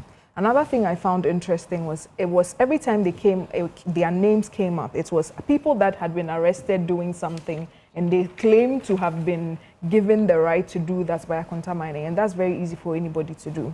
What I am aware of is that Chairman Wontumi and his Akonta mining is not a small-scale mining outfit. They are not essentially using an excavator and a pickaxe to do things. He's been doing this for a very long time. Even when His Excellency John Mahama, the president, was in government the first time, there was he seized a lot of his equipment, excavators, whatnot, and later it was taken to court and he was awarded a judgment that, I can't remember the fee, but it was millions of dollars. A huge sum of money was given to Chairman Wontumi because it was found that at that point he was unlawfully persecuted. So we can take whatever is happening now with a pinch of salt, because we've seen it happen before, especially with regards to Akonta mining. What I can attest to is that now he had gotten to a point where he was doing rock mining. So that would be medium to large scale, not small scale, using a champagne on water. But there was a deliberate attempt by the MPP to, every time anybody sees a champagne on water, to link it directly to Chairman Wontumi and Akonta mining. And that I can confidently say was not right or was not true, because he had passed that stage long ago to be putting a champagne on water, to be getting maybe, I think, less than $10,000 per wash or something. That wasn't what he was doing. But I think for the actual details, we need to reach out to their reps so that they can explain. But I'm keenly looking at all the cases they brought up against Chairman Wontumi and Akonta mining, because as I said, this is not the first time. And the first time, it's because of government power and everything. All his things were seized, blah, blah, blah. He took it to court and he won a huge settlement. So in the end, he was vindicated. So I'm watching keenly to see if this time again he can prove his innocence and wipe away that tag. Because getting into the election last year, it was, people were made to believe that if you remove Akonta mining and Chairman Wuntumi from this equation of mining, the water bodies will clear and there will be no more Galamsey, if I can say that, because it was everywhere, almost a coordinated attack on social media. Now he has stopped mining for some months, almost a year now, and the matter is getting worse. So we can confidently say that he wasn't the one polluting all the water up and down the country. Interesting. Okay. Anyway, let's go into what the papers are reporting today, because as for Galamsey, we have a lot of discussions to have. But as for maybe MP would tell him that for his government, we'll still keep coming on until we see some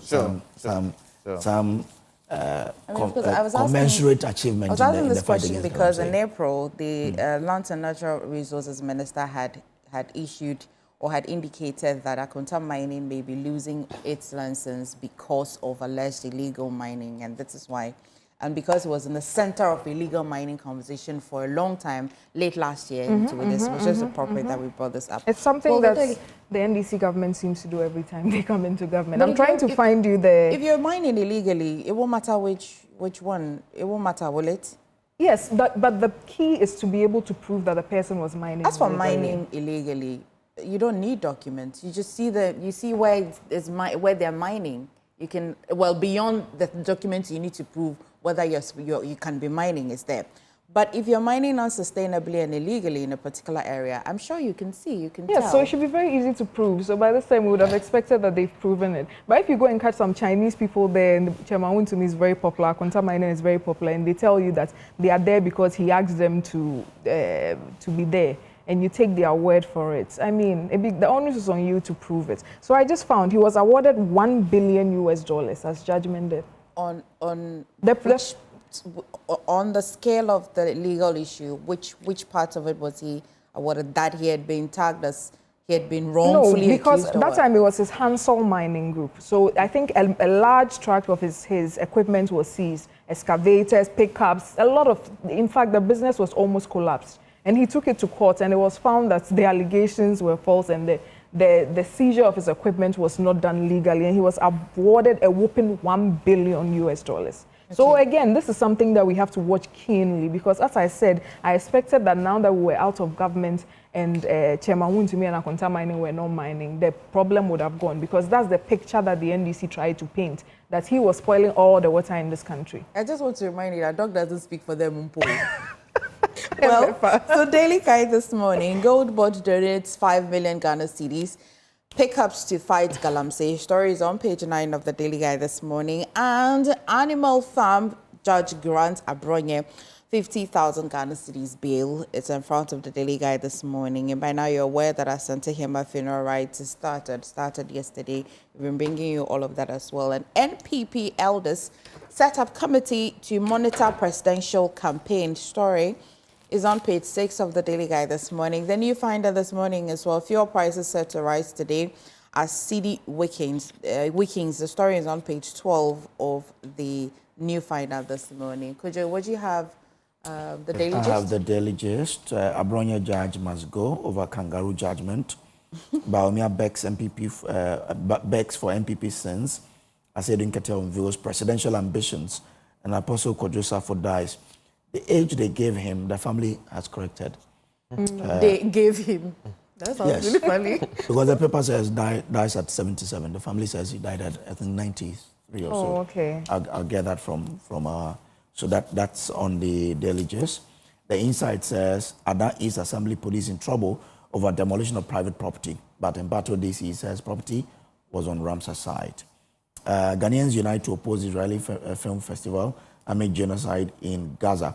Gold Board donate 5 million cedis, 5 pickups to Land Ministry for Galamsey fight. Nadoli Kalio needs urgent investment to unlock potential. DCE and MPP presidential race. Unity first, insists Brian Achampon. You need to what? Can you take that again? You need to what? Unity first. Unity first. All right. So I have the Ghanaian Times. Government opens design competition for missions abroad. 273 million Ghana cedis earmarked for strengthening foundation learning. Education Minister. Lands Ministry gives 5 million Ghana cedis and 25 new pickups to fight Galamsey. I think I already spoke about that. Land guards on rampage. attack residents, estate developers at New Legon. So that's on the front page of the Ghanaian Times. Okay.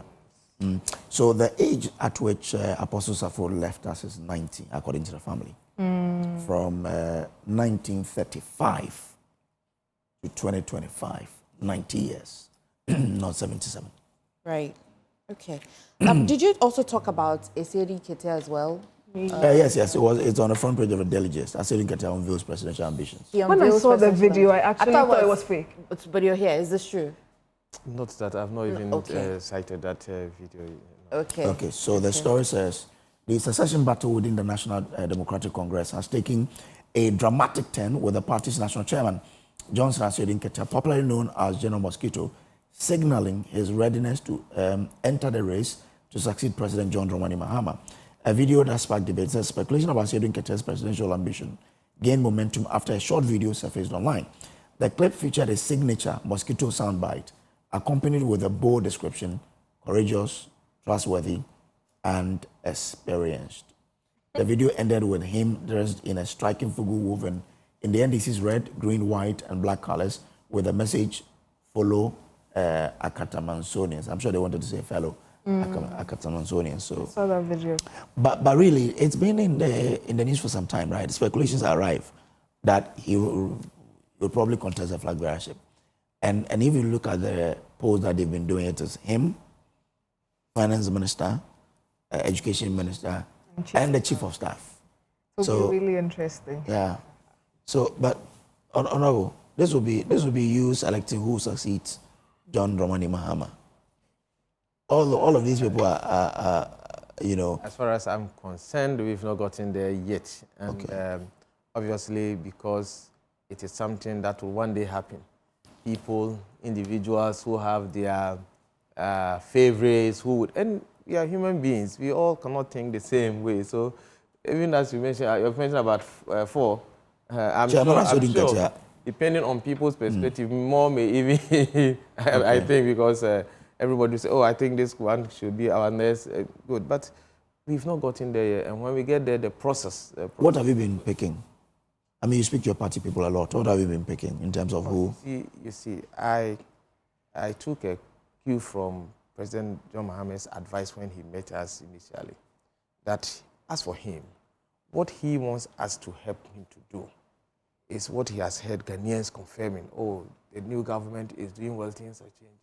He would want us to support him, to work for the people of Ghana to be so satisfied to the extent that when it gets to a time of looking for his successor, it will not be who is even there, but what the party has done, what his government, what the legacy he has left should be able to let us get a successor easily. But by that time, it will be the Mahama legacy, it won't be the NDC legacy.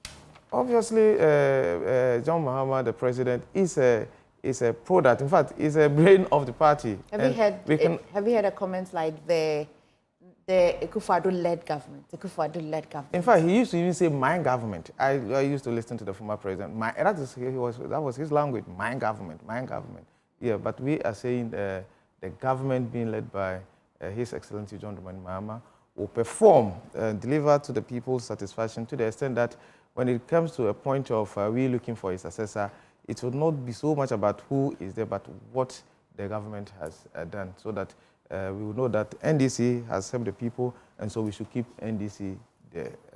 That is what I want us to, I am currently focused. But when the time comes, we will obviously all help the process to take its natural course, so we can get a very good successor, for the president. Okay. I think, but for now, I think it's too early. And some of these speculations, you even hear more of them. But have you heard General will be contesting? You have stated, you've read something there. No, will you be happy, what you are describing in the paper, I can see. I was hoping to hear General himself saying that, but from what you're describing, it's like, video, you know, today people can take your video and did he make a comment himself? People trying to create it. And will it make it any better? You see a lot. Honestly, our focus is January 31st. After that, I am taking a big bowl of popcorn and watching how this unfolds. Okay. But yesterday, the Ghana Bar Association met in the Upper West region, where the Attorney General Dr. Dominic Ayine took on the Ghana Bar Association for what he describes as they living their professional path and turning partisan, as he expresses disappointment over what he describes as the association's inconsistent advocacy and bias in addressing constitutional matters. I mean, I don't know if you listen to him. I'll come to you, but let's bring in Sylvia Kuje, who speaks for the Ghana Bar Association, for a reaction, and then we'll come into the studio for a reaction. Good morning to you, Sylvia, and thank you for joining us here. Now, the Attorney General says that you've been unfair and biased in your criticism of constitutional matters. I mean, wouldn't you agree with him looking at the Bar Association stance on the Article 146 proceedings and the fact that they say once it happened in the past, the GBA was nowhere to be found? Good morning, and good morning to all of you in the studio and everybody else, and thank you for the opportunity. We disagree with Attorney General. In his own speech, he gave 3 examples, recent ones under Article 146, as far as removal of people from office using applying that article of the Constitution is concerned.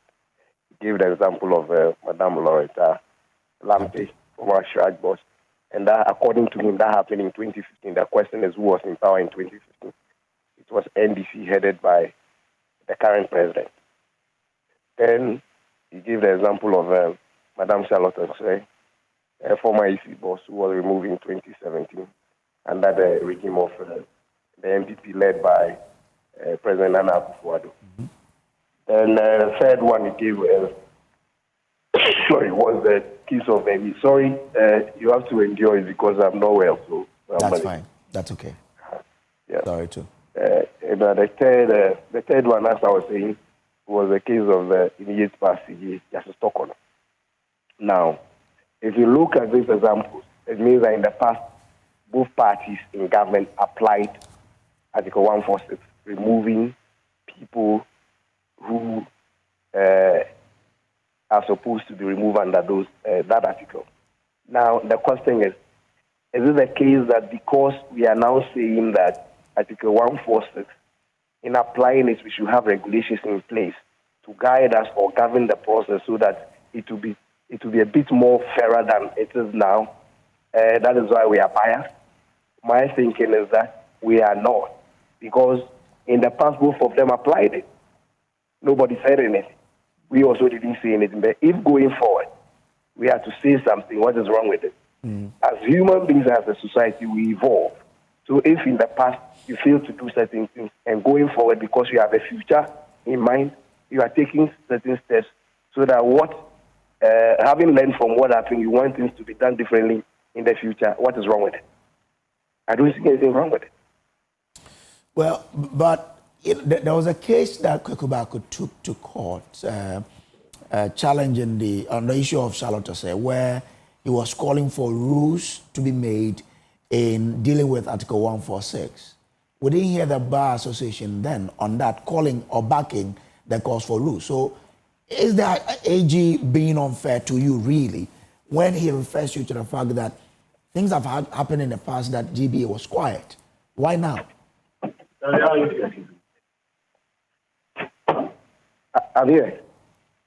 Yes, Mr. Kuje, I'm asking that, I mean, the call for rules happened in the past, and even people like Kwekubaku Jr. went to court, led by Samson Ayanini, where he was calling for rules to be made in relation to dealing with Article 146.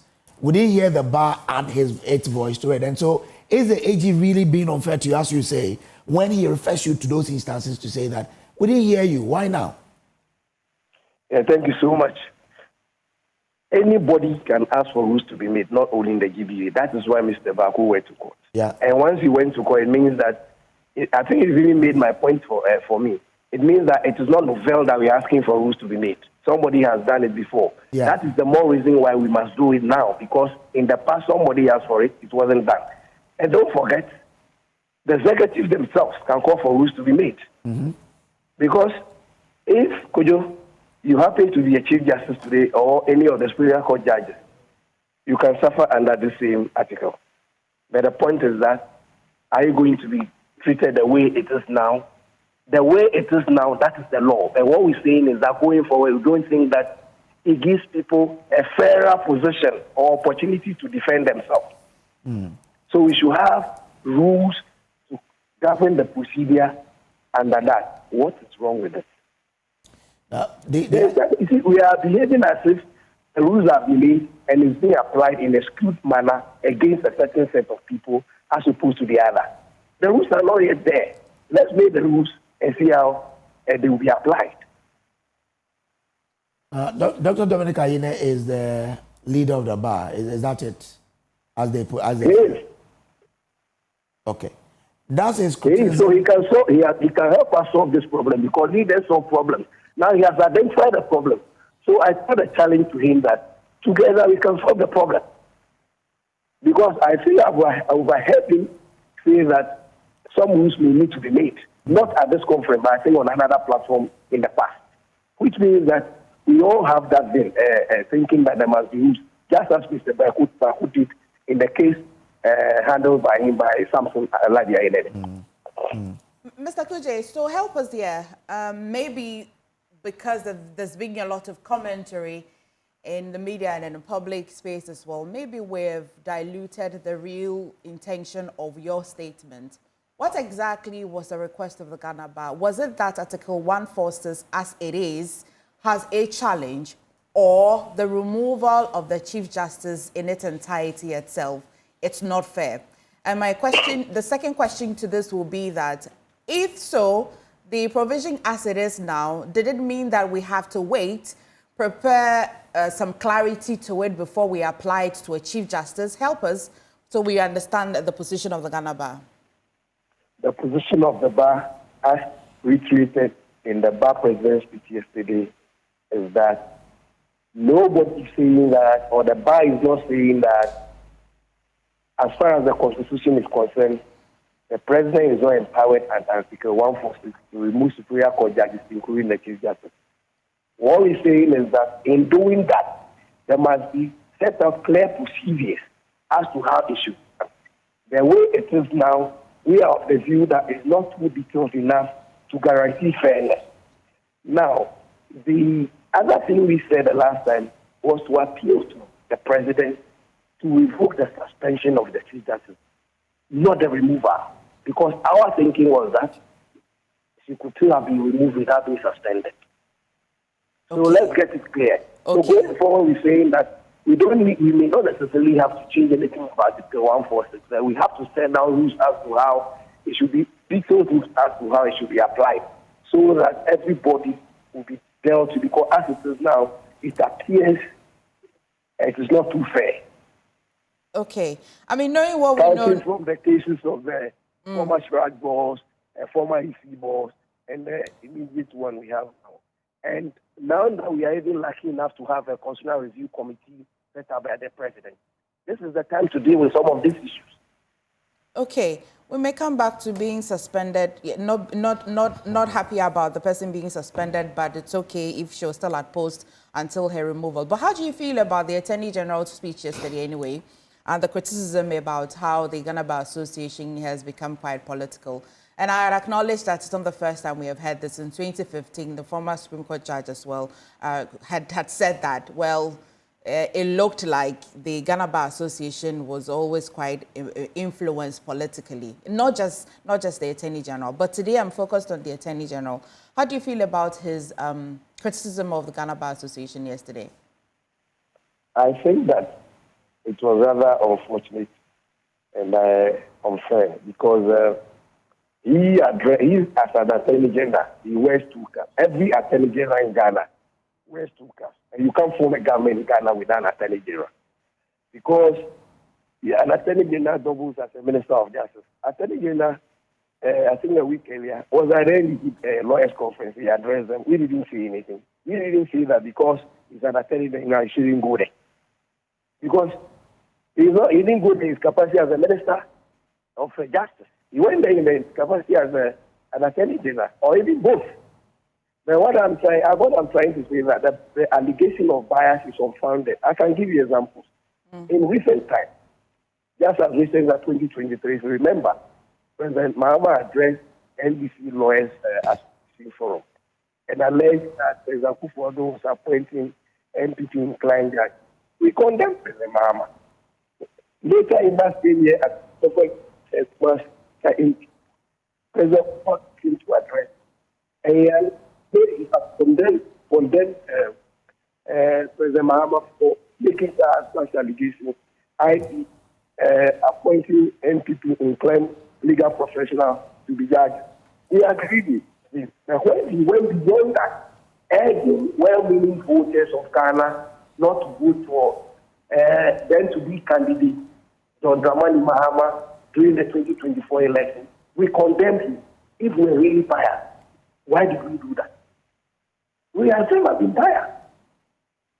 Okay. I think this is becoming a ritual. So let's stop the ritual and find a solution. And now the first thing I would say is that our colleague lawyers who are politicians or who are into politics should try to distinguish between their political position and their position as legal professional. Other than that, will not go far. Okay. Mr. Kuje, I would have gone into the suspension, but maybe I think a lot has been said about that. Let's talk about the recent conversation about the judge who denied the granting of a bail to the popular politician Abronye. The Ghana Bar Association, has it come to your notice, and how do you feel about this? If you have seen the reasoning behind his decision. I think yesterday in the speech of the Ghana, the Bar president, she mentioned something where she condemned it. She condemned it. So I think that's sufficient. Because we are here one now. Will that be all? She condemned. Oh, well, that would be all because our job is to make sure the law works and there's fairness and justice. Judges do orientation. We have what we call a court-between committee. That committee will look into all this. And we do this, some of do for the highest level action taken. We do that. So once it's active for attempt, we will not let unattended. Okay. We are grateful to you, Xavier Kuje, for your time here on our show. Thank you. Thank you. He is the public relations officer of the Ghana Bar Association. Let's come to the studio and pick thought of our guest on this. Let me start with you, Honorable. I mean, that fight between the leader of the bar and the bar itself is quite interesting. I think it's a thing that has existed for years. Well, especially because of the structure of that ministry, where the government attorney general is also the minister for justice, and we have all seen its consequences over the previous years. But is it a fair criticism of the Bar Association? To say that the Bar Association, in fact, as for that, I even have a problem with it. And in his speech, he has made it clear that he thinks, in his opinion, the remover, in fact, let's not even go to remover, appointment of the Chief Justice is provided for in the Constitution. Yeah. Appointment of other superior court justices are all provided for in the Constitution. In fact, in the case of the removal of a Supreme Court judge, other than the Chief Justice, there is a process. And that process, as we know, is also initiated by the President, but finally ends up with the Chief Justice. Yes. All these things are there. And to say that the process is sketchy, scanty, and lends itself to arbitrariness, and so, in your view, you think the President should not have done that, then you want to be the President. You think, in your view, the process which lends itself to some arbitrariness, the person has done it, and you say he shouldn't have done it. But it's not just his view. The leader of majority in Parliament also agrees that there has to be a more detailed, some regulations. If that is so, then who should we call for? Who should, if we think the provision in the Constitution is scanty and doesn't elaborate the nitty-gritties that must go through in the appointment, in the remover, who should we go to? Especially when we have a legal, bar association. And that's what they are calling for. Supposed to protect and enhance our Constitution. They can't draw they can generate bills. The executive, so the attorney general, because this lies in the law, right? Okay. So the attorney general is expected to draft a bill, take it to parliament, and for parliament to say that we are drafting these rules and the to govern general is the one of them. He has the in fact he has the opportunity to comment on it. What is he also suggesting? Yeah. For the process. So the executive should come in. I think that's when we say executives, we have put the executives there, and you should not think that everything should emanate from them. Assuming the Bar Association at its annual general conference comes up to say that, Mr. President, Mr. Minister, we think the provisions in our Constitution, Article 147, is not elaborate enough for the appointment and removal, and so we suggest to you. Why haven't we done that to them to say that when it has been applied as it is, we say the president shouldn't have done that? Then what should he have done? They actually think that he shouldn't have suspended here until... Is the suspension of the chiefs that's in the process not provided for? Is that illegal? It is there. Yes. It's a May. Then if it is May and you don't want him to do it, then that's why I want to say you want to be him.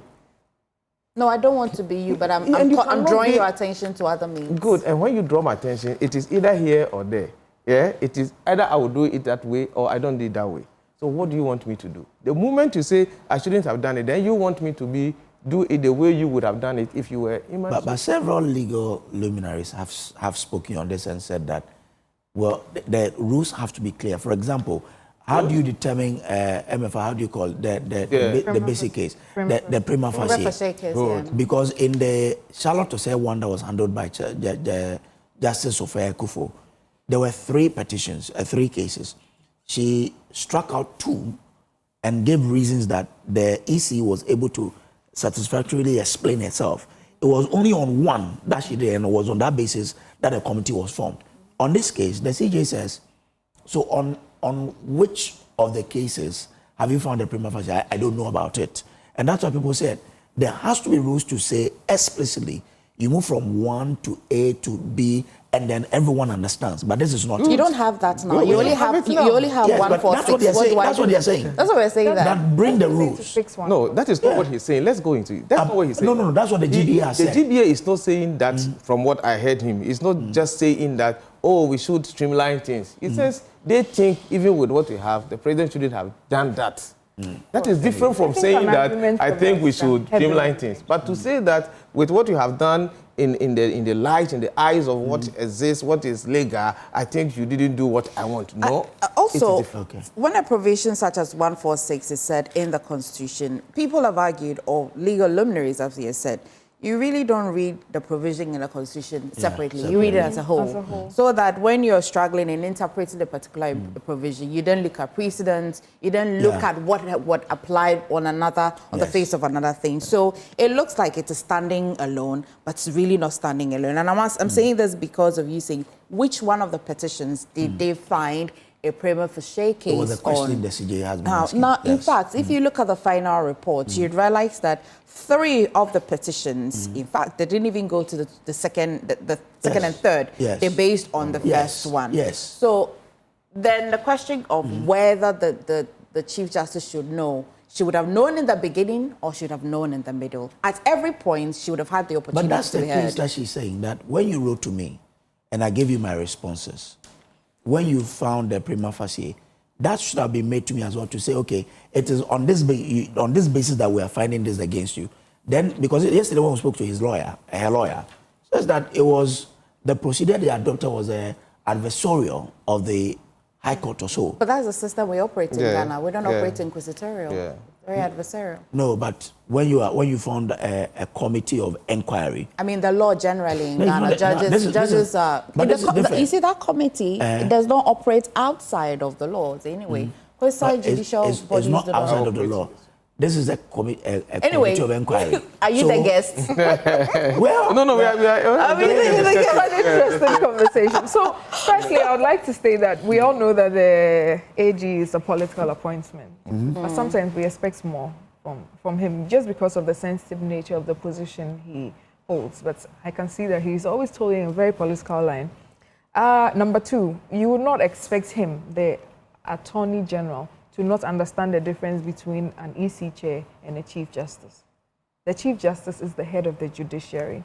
So if it's so easy for her to be removed on such a frivolous charge. You see, we only say the first petition. I think we should make it clear to the people of Ghana that it is traveling with your husband and child, because then it lays bare just how ridiculous the whole thing I think is. when we do that, it won't be fair to the body, the committee that was set up. Because that committee was made up of two judges and an auditor general. I mean, despite they being appointed by the president. It was clearly a hatchet job. If we reduce it to that, then we're saying that the members of that committee at all, we're not even recognizing their legal... No. They all had, for lack of a better word, an interest. The Supreme Court judge that was on the committee was part of one of the petitions, because one of the petitions was brought on the basis of a decision of the bench. He was on that thing. Wouldn't that just establish some conflicts of interest there? No, but he was on the committee. We all know the Auditor General, a very staunch opponent of the regime that brought the Chief Justice. So if we want to go into everybody on that committee, we can prove that everybody, can be said that they have some disdain for that, for what was going on, or they have an interest. So it was very clear it was a hatchet job for the head of the whole judiciary of this country, the third arm of government, to be removed on such frivolous charges. So I think that becomes a problem, like how low the bar for stated misbehavior has come to. One of the requirements of appointing a Supreme Court judge and also to become a Chief Justice, if you call, before she went for the vetting, and I recall when she was named and through her vetting, some of us sat through, we were excited. Of course, finally, another woman again getting to be the head of the judiciary. You'd realize that the conduct of a lawyer has always been a point for debate. Because it is said that they haven't really outlined what should amount to a good conduct. Yeah. Because even for the appointment, it seems to show up in there, directly or indirectly, So that you might have been a lawyer for a particular number of years, you have showed moral grounds and good conduct for that, you've served for this number. Very subjective. So you would realize that nearly that same can be imputed to the misconduct. Yes, so no, but would it be a we fair all have assertion? to look at the threshold of this misconduct. Are we going to say that as the head of the judiciary, it is an abomination for you to travel with your husband and your kid? We see the head of the legislature traveling with... Was that a huge entourage. It's not we just see the the traveling. head of the Was it not about traveling with his son everywhere? Yes. No. It's not just traveling. So what was it? Of course, it's the funded how it was allocated. It's not the yes. You have to go into the details. There are even other instances where she was given funds, I think, to travel or something, and she returned some part of the money, isn't it? So you can see a pattern. You don't look at that and see a pattern that you will say this impugns on the integrity of the person. If we're being honest here. Number one, in another instance, there have been issues of where the Auditor General finds some problems with, I think it was even a judge, and he was given the opportunity to pay back the money, because that kind of offense shouldn't reach the level of removing the head of the judiciary. It's a very serious matter. It's not a small thing. That's the least thing. You should be able to be removed. Right now, if you're a judge or on the bench, you have to be very scared, though, because you might not even be able to foresee what the basis of your removal will be. Number two, to this whole Article 146 matter, I was on a panel with a very learned lawyer, and he said something that really struck me. I think Kojo was also making reference to that. That in the case for the lower judges, the prima facie case will be found by the Chief Justice, who understands the law, right? But in her case, who found the prima facie case? The President, in consultation with the Council of State. And funny enough, on the Council of State, the only person that we think is very learned and would have been able to go through those things to find whether or not there was any legal basis for a claim against her abstained. The rest of the members of the Council of State are all appointed by the President. No. How many of them? There are some are by election, some are by election. But she was not, the person who abstained was not appointed. She was appointed, but no, she is there. Isn't it curious that she has the requisite legal knowledge to be able to have found that, and she abstained? Are we saying that the council? What was the reason for her abstinence? Was it because she was learned in legalities? That is why she abstained. Have you not heard her interview? The former CJ. Yes. Have you not watched her interview? I mean, the whole thing is obviously. She said it was unfair. Yes. No. She thinks that the process was unfair. Yes. No. not the process of removal is unfair. No, she thinks that it is too lean. Yeah. She also thinks that it must be fleshed out. Good. Yes. So if she didn't participate in finding that, what my point exactly is that if in the case for a lower judge, it requires a learned person to go through and see there's a legal basis for this problem. But the head of the judiciary, because in appointing, it is also in consultation with the Council of State. We say that it's a lawyer. That's what I mean by learned. I mean, but to be fair, the Council of State does not only feature in the removal. It also features when she's being appointed. No, but when you are being, do you agree that the circumstances around appointment and removal are different? With removal, you are trying to find a basis of wrongdoing. With appointing as well, there could be many others who would be appointed, but in consultation with the same Council of State, you're appointed. And my debate here is that the body as a Council of State, if we then start to attack them, it will look like they're good for one, but they're not good for the other. We're not attacking them. We are just pointing out the discrepancy in who finds the prima facie So who should case. find it then? No, maybe another group, maybe the legal counsel of the Council of State. I just want it to be people that have an understanding of the law. Just as we have the same case does not mean that you are guilty anyway. Just on the face of it. Why is it that for a lower? Why is it that for a lower? Because her colleagues, the person's colleagues, cannot be the one finding this on the face Why not? of it. Is it not her colleagues that sat on the committee? No, but it's not just the colleagues. We have had the Auditor General. We have had many other people chaired who by then her come colleague. together. No, it's chaired by the colleague. So I think that's one of the problems that a lot of the lawyers have found with the procedure, because it's almost simple. It's almost too simple to remove the Chief Justice, and it shouldn't be like that. I think there's a consensus that the misconduct is too but Honorable, yesterday, ambiguous. former Chief Attorney General Ayine said Parliament, which is part of appointing her because she goes for vetting, should be made part of the process to remove her. But that is not what our constitution. No, she said that he said that the constitution, the constitutional review, it made those proposals, and therefore it has to be part. What do you think? Parliament should be involved? Obviously, because if Parliament is involved in the appointment process, then that which appoints, I think, should also be the same process. After your hatchet job, you want to make it harder for us to remove it. No. Well, today there's a bigger majority, right? If it was a hung parliament, if you've done this serious hatchet job, you want to now. You see how the NDC operates. But I'm happy that the Chief Justice is not resting. She's headed to the ECOWAS court, and I'm happy because then, it makes her exhaust all the processes. And you know, if they didn't go on that. But you see, just give me 30 seconds. If they didn't go on that tangent of saying we'll remove her or Snomami, this, that, before they said it. Ask them. Oh no, but did you say that? If they didn't do that before the removal, you know, then everybody would have looked at it through a different. But it looks like a is this a fair assessment? Of course, I think it's a fair. You see. Doc, if you say that, then it means we can appoint a Chief Justice, but we can never remove a Chief Justice. That has never happened. It is only His Excellency Judge Muhammad that has made that. That's not very accurate, though. That's not very accurate. This is not very accurate. But this is the first time Kwame Nkrumah removed say. How can we even provide in fact, there was a judge that was removed in the era of when President Kufuor came up. There was a judge. I'll look for that for you. Not the Chief Justice. If we don't want it to happen, then why do we even provide for it? No, because it has to be checks and balances. Thank you very much. Thank you very much, lady and gentlemen. I'm not the one who's enjoyed today, but I think I did enjoy today as well. Dr. Mpiamako is Deputy Spokesperson, Baumia Campaign.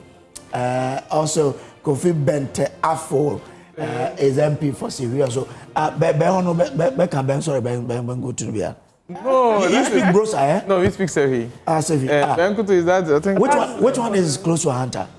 Is it Brosa? Brosa is closer to a hunter than Sevi. Okay. Donkey, let's go and we'll continue.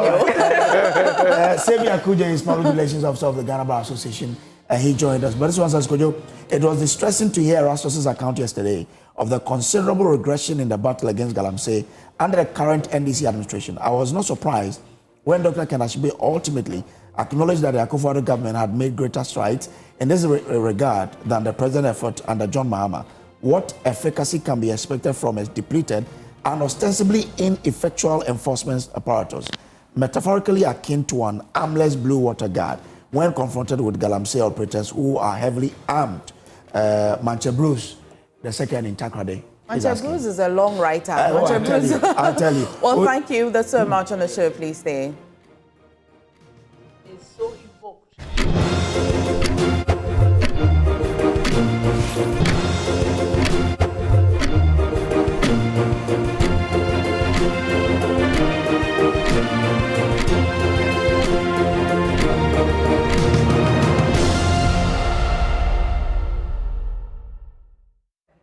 Time of the year again, Guba, and from Accra to Barbados, and that's where the Grow, Unite and Build Africa Business Conference is taking you. Come November this year, we'll tell you why you can't count your business out of this historic trip to the beautiful Eastern Caribbean island country called Barbados. And joining us in studio is Her Excellency Juliet Baino Sutherland, Barbados Ambassador to Ghana, and of course, Lady Denta Amwate, President and CEO of Guba Enterprise. Thank you so much. I'm excited that you made it to the studio this morning. I know. Thank you so much for having us. Yeah, let's settle Her Excellency Ayine. How's your stay in Ghana been so far? Oh, it's been wonderful. Being here, especially from Barbados, it's like coming home.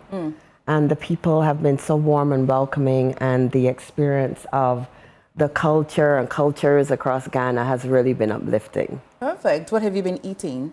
Oh my gosh. Favorite I've been local eating food so far? too much. Contumre, putum, red.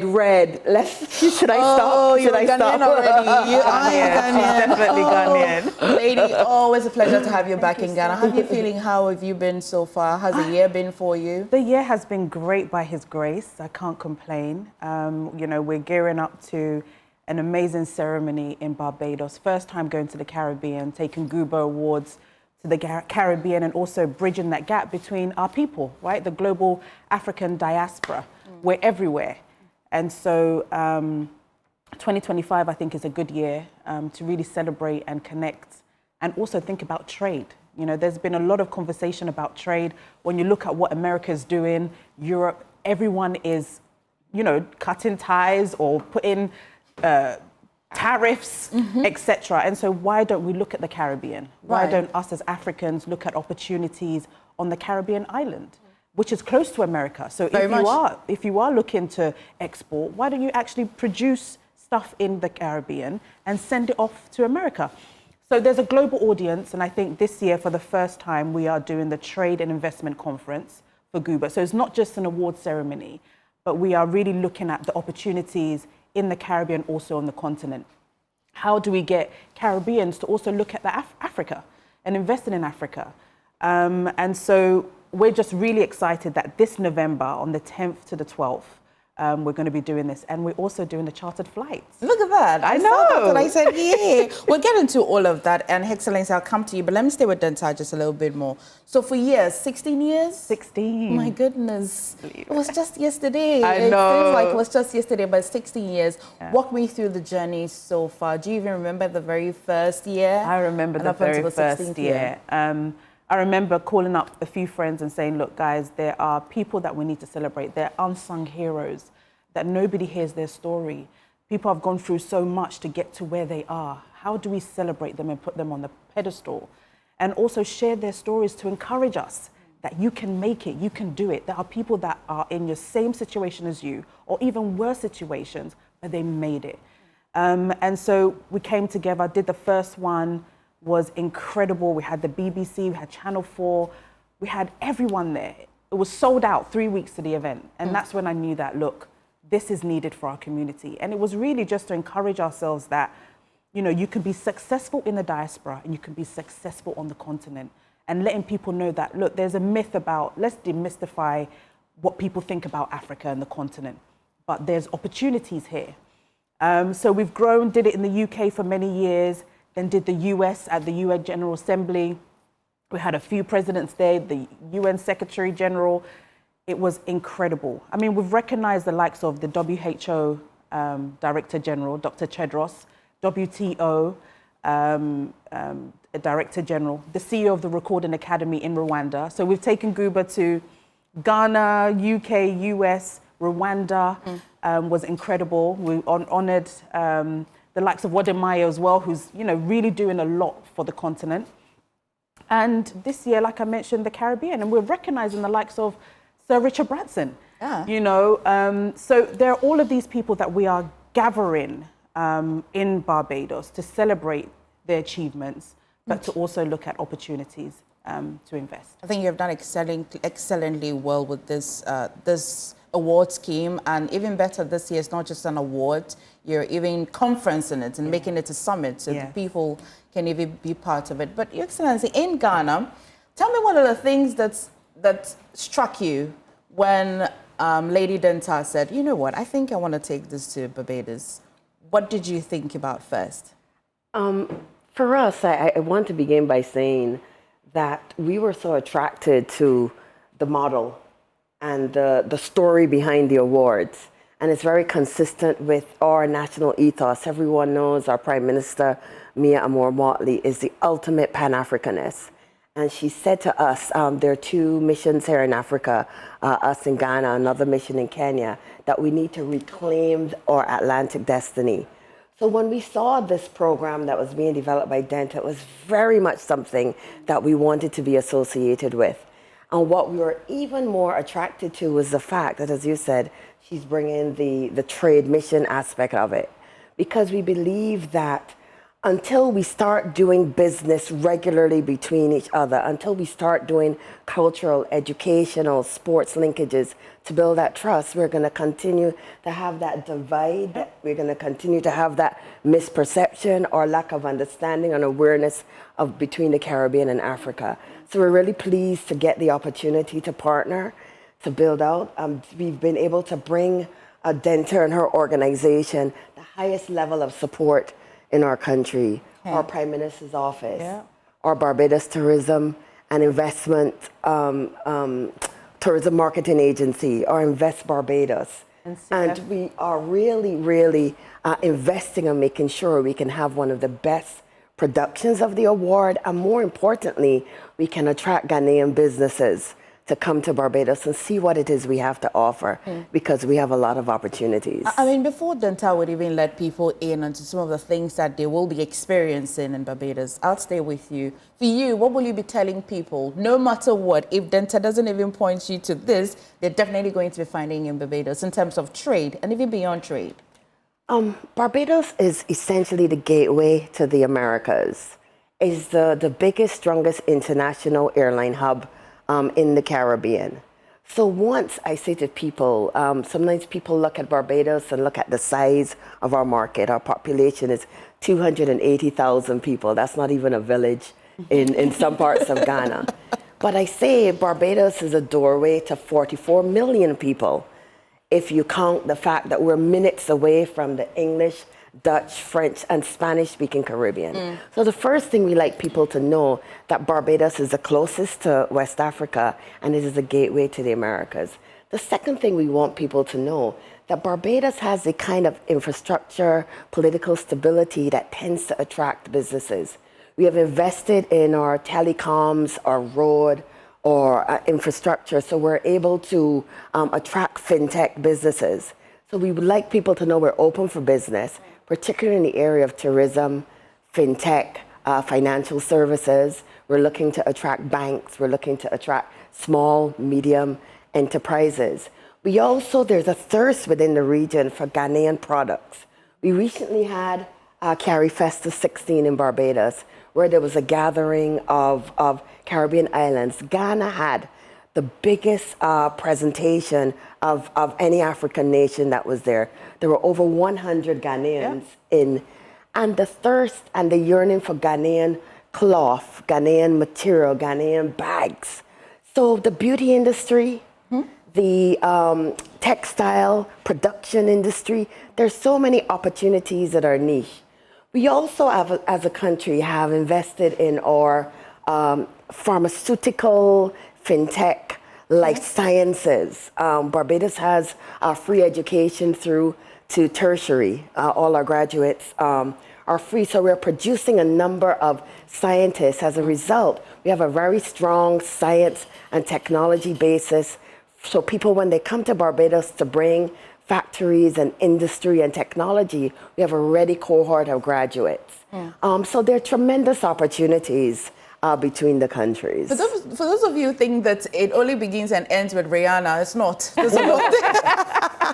Well done, let's talk about this year's theme. Yeah. We've heard a lot about why you're going to Barbados, but I want you to reiterate it, but also start with the theme for this year. Yeah, so as Ambassador mentioned, reclaiming our Atlantic destinies, connect, build and renew. And I think it's an important theme because we need to reconnect, we need to build. And building is not just building in Ghana, but building outside of Ghana and taking that opportunity. So we're really looking for businesses. Look, a lot of people don't know that Barbados is visa-free. You do not need a visa to go to Barbados. And that's why we are putting on the chartered flight so that you can have that opportunity. So you don't need a transit visa to go through Europe. You don't need to do 30 hours. You only do 8 hours. 8 hours? 8 hours. From Barbados to New York, which is one of the direct flights, from how many hours is it? It's 4. Ooh, yeah. That's quite... Yeah. That's easy. It's essentially the gateway to the Americas. We're 4 hours from New York, maybe about 3.5 from Miami. We're 2 or so hours away from Venezuela. So Barbados serves usually as a base and a hub. So we know that Denta was attracted to bring the awards to Barbados because she recognized not just our national commitment and our interest in engaging with credible, reputable organizations like Guba, but I think she also recognized that it was an opportunity to find a country that was willing to embrace all that the organization stands for. So we're incredibly excited to be part of her journey. We're very proud of her as part of the Ghanaian diaspora, and we look forward to collaborating not just on this. Many people don't know that for us as a new mission here in Ghana, Denta and others have been tremendously resourceful in helping us to navigate. So it's really an opportunity to show her and the organization the kind of, a thank you for the kind of support that they've given us here and navigating this space, and in turn help her to have one of the most impactful awards and trade missions that we can have. Well, thank you for thanking her. Let's go back to the businesses and why they must be part of this, how they can be. I know that this conversation may not exhaust everything they need to know. We'll direct them to the website, but for now, how can a business be part of it? And when they can, what would it look like for them? Is there a stand? Is there a booth? So, we're going to have different topics that we're going to be discussing. Ambassador mentioned fintech, agriculture, sport, and others, and the creative economy, which is huge now, right? We're also going to be doing a movie premiere, actually, in Barbados. But I think it's a real opportunity for people in the fashion industry, because as she mentioned, every time I go there, I've been to Barbados twice now, I'm going again in October. They're like, take off your clothes, we want this, and Ghana, we love fashion. And so I think there's a real opportunity for people that do fashion. There's also partnerships. So I met a girl that does candles in Barbados. Beautiful. She also wants to bring it to Ghana. So she's looking for partners. So there's a real opportunity for us to, partner with people in Barbados who are also doing stuff, but also give that opportunity for SMEs, businesses that are into fintech, that want to grow your business. This is the opportunity for you to come. So you can have exhibition stands. On the second day, we actually have Invest Barbados that are going to be taking us around investment opportunities on the island. So you can see for yourself what is happening. And if you do alcohol, they love rum, they do rum. And so how do we have someone that does rum here, Rain, Amma. So how does she also partner with companies over there? So there's opportunities there. Then in the evening, we have a private dinner at the Prime Minister's residence, a reception for all our very special guests that are coming. And then we have the awards ceremony the next day. So it's a beautiful 3 days, but it's one that you do not want to miss out. We always say that you need to grow your network. And by growing your network, these are some of the events that you need to attend. We've got our partners with AfriExim. So AfriExim is also bringing a big crowd of investors, VCs, people that can invest in your business as well. This is a chance for you to come and meet people that can invest in your business. So take that opportunity and come with us. What kind of people are we awarding? I'll pretend I don't know the people who've been winning awards in the last 16 years, but what kind of people are we awarding? Dr. Fori Sapon this year, and Ibrahim Mahama, the artist, who's really selling Ghana globally. We have the likes of Dr. Velma, who's a surgeon from Barbados. Canterbury. Yes, she's absolutely phenomenal. Karen Blanket, she's also from Barbados. Also from Barbados. We have the NAACP president and CEO. We're also awarding them. The list goes on. I've just gone blank at the moment. Sir Clive Lloyd. Yes, Sir Clive Lloyd, who's a cricketer, a legend cricketer, I must say. We're honouring him. Reverend Amos Brown, who is someone, a Pan-Africanist as well, a civil rights movement. He was actually working with the likes of Malcolm X, etc. Amongst others, it's really a time to really celebrate their success, their journeys. Rita Jo Lewis, who's the president of Exim Bank in the US, and many others. So for businesses, I'm sure someone is watching this and they're wondering, I really would love to be part of this center, but they're concerned if you went into another territory or a country, there are laws, there are regulations and all of that. You're here and Denta is here. Is this something they have to worry about? Well, every country has a regulatory framework around companies, establishing businesses, but Barbados has been very strategic in that because we have an open economy and we want to attract investors, or Invest Barbados or Trade and Commerce Industry has set up a regime that's very, very receptive. So for instance, we have tourism development zones. So if people want to come and invest in property, invest in development of particular niche industries, as a country, what we do is we establish tax and other regimes to provide incentives. So we're very much a country that is intentional about attracting international business, growing our financial and other sectors, and as a result, we specifically create regimes around this. And we also have an agency, Invest Barbados, whose job, where people come to work every single day to literally concierge people into the Barbados business infrastructure. So people are able to get assistance to set up their businesses, to help navigate company registration, any peculiar regulations, health or otherwise, that is related to the sector that they're going in.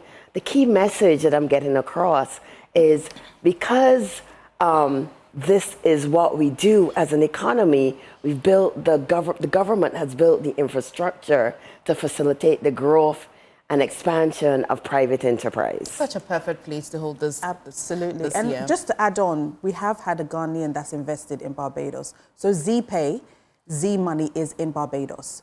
So this is, you know, a testimony of the opportunities there. The same ZPay we know? Or yes, different kind Andrew, of ZPay? the same ZPay that you know. Right. Mr. Andrew Taki has set up in Barbados and has been running for several years. So you can see that there's someone, you know, of Ghanaian origin that has invested in Barbados, so you can too. I think what they do is also walk you through the process. They hold your hand. I mean, working with Invest Barbados has been great because they show you, they actually say, look, this is what you need, and we will help you through that process. Because they know how it is as a business and how setting up in a new country, what you need to go through, but they'll help you with that process. Well, let's talk about a business owner watching us now and they're tickled by, oh my God, I'm going to Barbados. What do they need? We'll get into the chartered flights, but let's talk about what they need and how they can be part of it. All you need is your passport. That's all you need. All you need is your Ghanaian passport. Look, especially if you haven't had, and I also want to encourage businesses that have not traveled outside before. You know, a lot of, when you're going to America, UK, they want to see your travel experience. And I think this is an opportunity for you to have that travel experience out of the country with your business to see the opportunities out there. Like I mentioned, grow your network. Just connect with somebody and see where that relationship goes. So all you need is your Ghanaian passport, which is very powerful now because you can go to Barbados visa-free.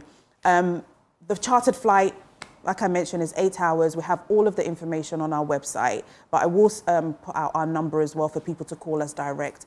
But we want to make sure that we're taking credible businesses, people that are serious about business, to come with us on this journey. For a business owner, what would you be looking out for? I mean, you've just mentioned a serious and a credible business. What would you be looking out for? I think, you know, that your business is running, functioning. That, you know, what we also are doing is that we're meeting people in our office to go through your needs so that we can also share with Invest in Barbados. You know, we have actually a few real estate companies that are coming with us. Cape May, who are sponsoring our event as well. They said, Denta, we want to look at the opportunities in Barbados and also see how Barbados can promote our properties in Barbados and we can promote their properties here in Ghana. So already there's that bilateral relationship that we're building with businesses. So we want to see what you do. We want to make sure that we can replicate or give you an ideas of what you can do on the island before you actually go. Okay. So that's what we want to do with the businesses that want to come. You mentioned that the charter flight is between, you mentioned the dates. Yes, so it's the 9th. We'll leave here on the 9th and we'll arrive 8 hours later. So we'll still be in the afternoon in Barbados. We'll have an evening reception with everybody when they arrive. And then we'll leave on the 13th, which is the next day after the awards. Okay. Oh, Excellency, so between now till November, for you, what would you be doing? I mean, when I see you, I'd say Barbados is in Ghana. What would Barbados be doing in Ghana in preparation for this? Oh, we're going to be doing a lot of legwork with Denta and her team. We're going to be trying to attract as many businesses to participate in the business fair and as many people who are interested in celebrating with the awardees.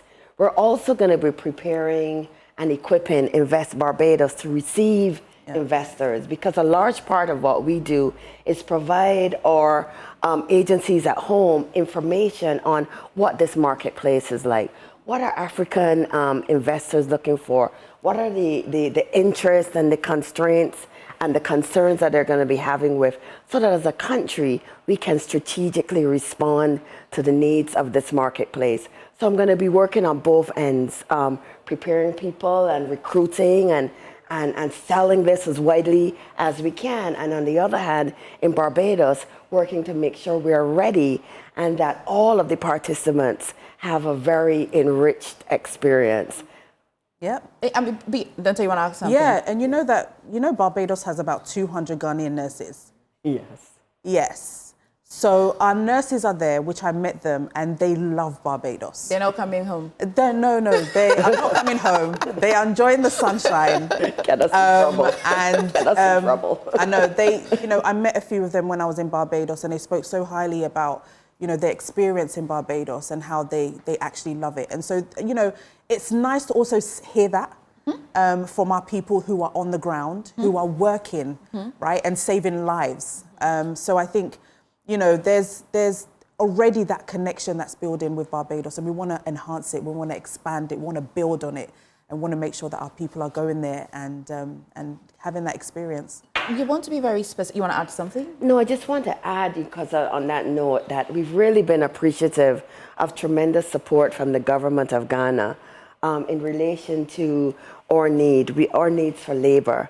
And Ghana as a country has responded at our greatest time of need during COVID, and we've been able to continue that very rewarding relationship. So in Barbados, there is a strong and vibrant Ghanaian community that's very linked into what's happening here in Ghana. We just as a country commiserated in Barbados with what happened here in Ghana.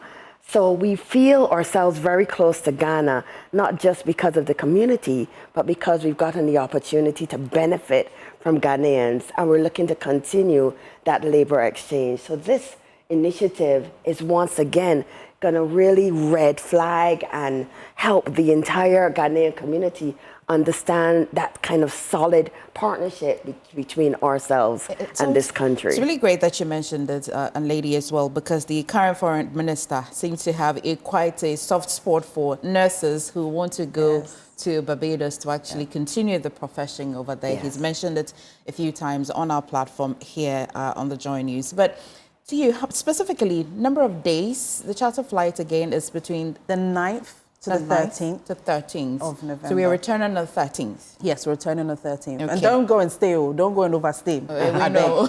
Okay, you go, you enjoy for the 4 days, and then you come back.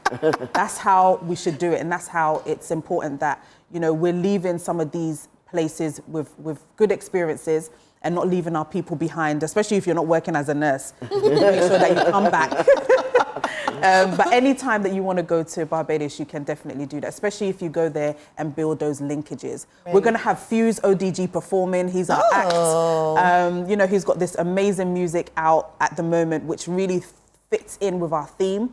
And we have Omotola coming as well. She's going to be talking about her new film premiere that she's going to be doing. Oh, that's the movie premiere. That's well, there's we've got some others.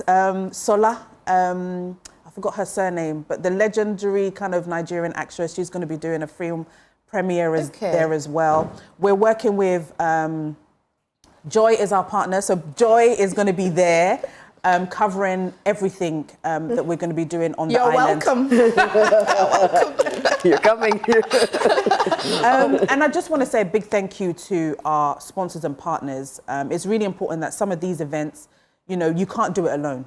And it's really important that you get support, you know, from sponsors and partners to be able to deliver an excellent award. So thank you so much to KGL, Kate May, to RNAQ, thank you so much, Invest Barbados, BTMI, NCF, and also Barbados in Ghana High Commission. Without you guys, we wouldn't be able to put on the event. And we're also looking for more sponsors. If you are looking to expand, grow your business, and just partner with an AfriExim and Canix as well, I can't forget them. But if you are looking to grow your business, if you are looking to expand, then please join us to Barbados this November. Well, Excellency, your final words. I want to thank you. I want to thank Denta. It's your excellence, the excellence that attracted us to want to be a part of this. So we're very much looking forward to it. Thank you for the opportunity to promote what it is we're doing here. And we really, really very much look forward to deepening our relationship between Ghana and Barbados. And please, let's see you in Barbados. Oh, it's pretty easy. Just go on to always I leave out the other one, 3 W's.gubaawards.com. And Guba, don't forget that awards, so it has double A in there, www.gubaawards.com for all other information that Denta probably didn't talk about here on the show. Lady Denta, you're amazing, and congratulations for this. Excellency as well. Thank you. See, it was okay. Yeah. Thank you. All right, that's more on the AM show. Please stay.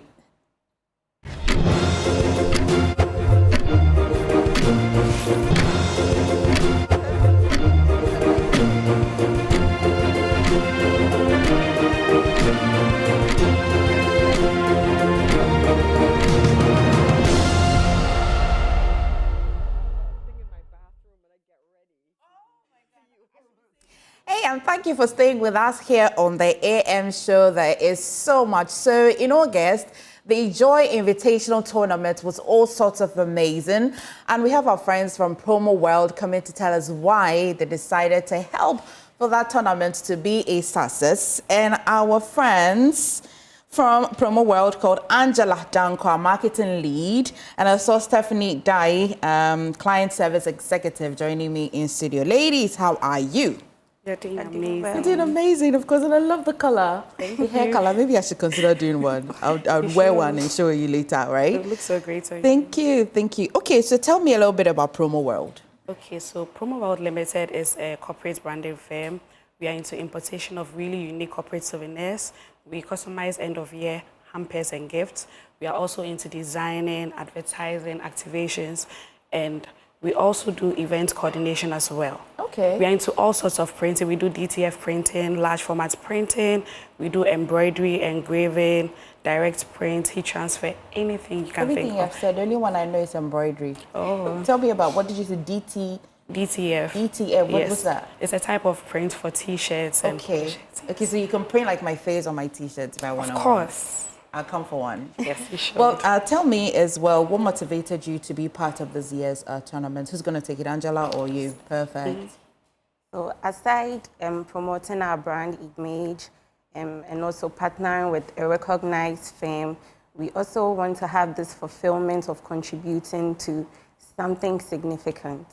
Okay, and definitely the Joy Invitational Sports. Yes. Did you enjoy it personally? Yes, please, we did. We did. You did, There was eh? a lot of networking, meeting so many corporate organizations, connecting with them. It was great. Okay, but how would you rate this year's tournament? How would you rate it? Okay, so First call, don't worry. Yeah, so since it was our first time, it was actually mind-blowing because we got to meet so many organizations. The event was actually very fun.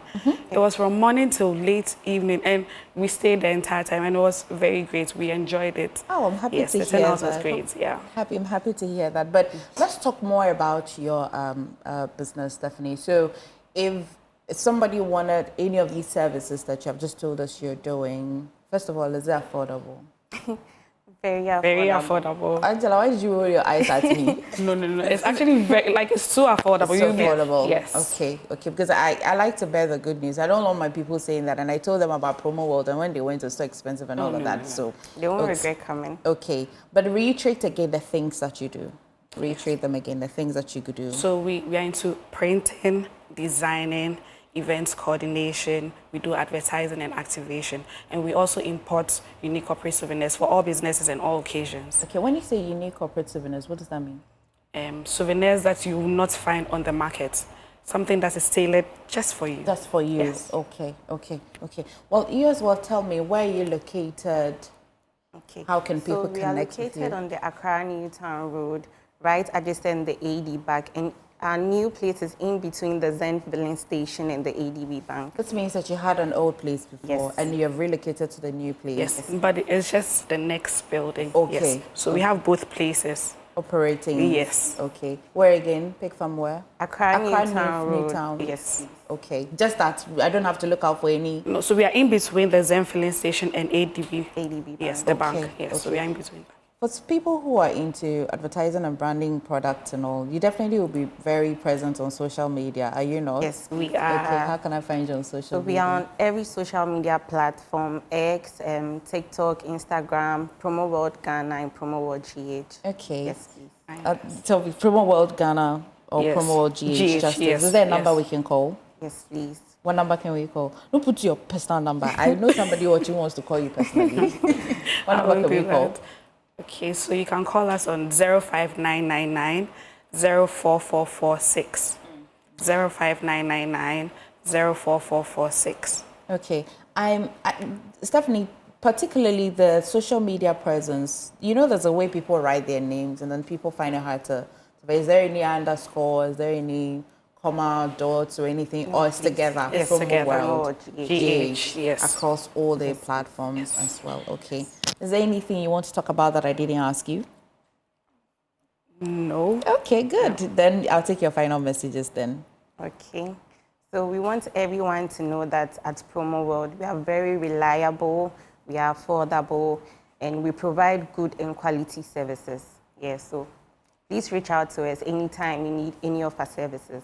And we don't compromise on quality. Nice. Once you come to us, quality is assured, timely delivery, everything is on point. We'll hold Angela to that, but I can trust you. I can help you trust that Promo World will as well deliver all of that souvenir, very unique souvenir that your company would require or need. So Angela and Stephanie, thank you for joining us in the studio today. I would definitely recommend Promo World to our viewers. That's more on the AM show. If you indeed stay with us.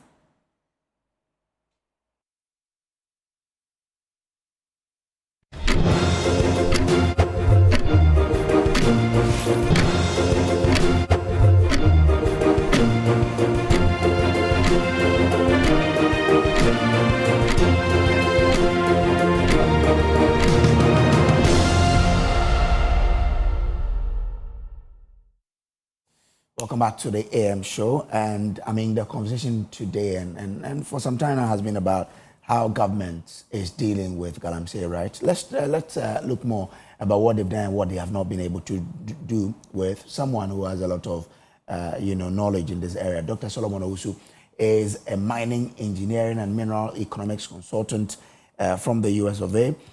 He's someone who has a PhD in mining engineering from Colorado School of Mines, USA, and we understand from what we've read that Dr. Owusu is the first Ghanaian to complete a PhD in mining engineering from the university since 1874. That's quite, you know, an achievement there. Also has a master's degree in mineral engineering from the New Mexico Institute of Mining and Technology in the USA, and a PhD minor in mineral and energy economics from Colorado School of Mines in the USA. Doc, I'm grateful for coming. Thank you. Now, you've followed how Galamsey has traveled in this country till today. A lot of people say we're not seeing much from government. What do you make of how governments have dealt with mining? Yeah, thank you so much. Let me use this opportunity to extend my regards to your cherished viewers, listeners across the world. It's true that the government is trying, but the results have not been produced yet. Ghanaians are looking for results. The results that Ghanaians are looking for are the water, restoration of the water bodies, and then reclamation of the lands. Okay. So far, we've not seen any significant improvement since this government took over. And I must say that at this point, Ghanaians have risen to speak against some of the campaign messages they use, which they are not seeing anything different from what happened in the previous government. So yeah, government is trying, but there is room for improvement. They are just 8 months down the lane, and I will recommend, highly recommend, that Ghanaians should exercise some patience at this point and give some time. When our water bodies and the drinking water we are drinking is day by day becoming unsafe, we can't tolerate, we can't have time for government. So government has started doing something different. You know, the previous government wasted 8 years. I'm saying wasted because we couldn't see any results after the 8 years. And they used wrong approach. Now this government, I must say that the approach that Ghanaians are seeing now for the past 8 months is not different from what the MPP did. Same Operation Vanguard, which is now NIMOS. Same Blue Water Guard, which is they had I think the anti-water, which is similar to the Blue Water Guard. But my brother, you know, the previous government, some of the experts in the field planned to or pushed to help them because it's an issue of national concern. It's not about MPP or NDC. But they didn't listen. But this government has listened. No, and I can confidently tell you that very soon, Ghanaians will see some level of improvement. What did they get wrong in their fight? The MPP government, what did they get wrong? Thank you. And how can this government correct those? Thank you. You know, let me start from the real issues on the ground. Water pollution, land destruction. The water pollution is coming from two sources. One, from the land where they operate the small-scale mining and illegal mining. You know, we have the licensed small-scale miners who have acquired license from the Minerals Commission under the supervision of the minister to operate, which is in our constitution. That is Minerals and Mining Act 2006, Act 703. Section 90 all the way. It gives Ghanaians opportunity to operate small-scale mining. But some people don't have the license. They are the Galamseys. Yes. Frankly speaking, both those who have license and those who don't have license, they use the same method to mine the gold. So they all pollute water bodies. So if you chase only the illegal miners, what about the licensed small-scale miners who are also polluting water bodies? But on that, I'll ask you, what is the Minerals Commission doing then? Because you regulate the licensed miners. So I'll come to that. Now, my brother, the previous government focused on chasing only illegal miners. But they didn't pay attention to the licensed small-scale miners who are also polluting the water bodies and destroying lands. Do you know that in November 2022, the previous government passed LI 2462? Or is it 2462? Yes. Which allowed small-scale miners to mine in our forest reserves. Under supervision by the Minerals Commission. Yes. Which means that they will not degrade the place. But so the Parliamentary Committee on Mining or something, they passed that. And even they passed it at the blind side of the Speaker of Parliament. How? I contacted the Speaker of Parliament. This one is something that I've not been saying, but it's time we talk about this thing. But Doctor, you know that you cannot pass any bill or into law at the blind side of the Speaker.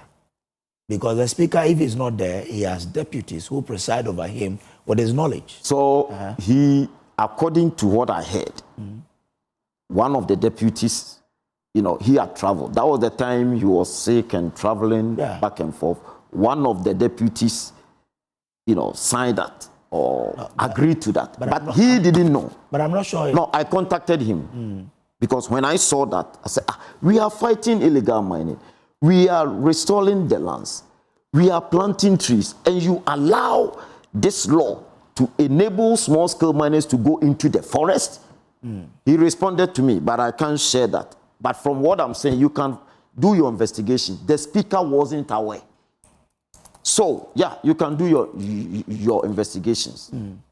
So if you allow small-scale miners to mine in the forest, and the forest is where we get the source of the river bodies from, and the mining, as they are mining, the wastewater, after washing the ore, like the soil or rocks or whatever, it becomes brown, polluted with mercury, cyanide, and all that.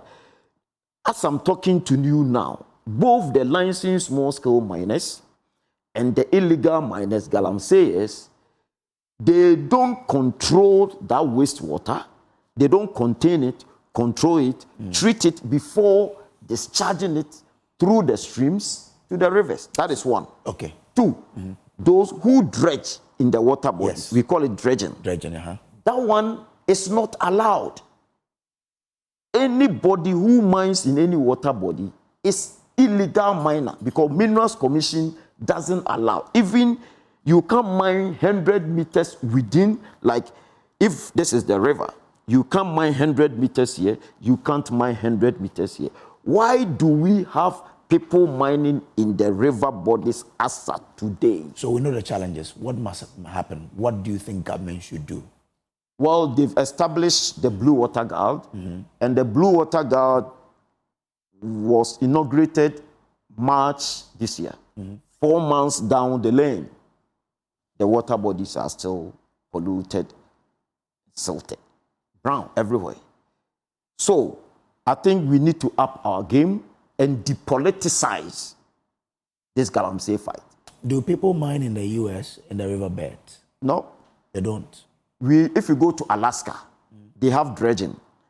But they have a way of doing it such that the water will not be polluted. So it's possible. United States will not allow. But we are not there yet. That's why they ban dredging.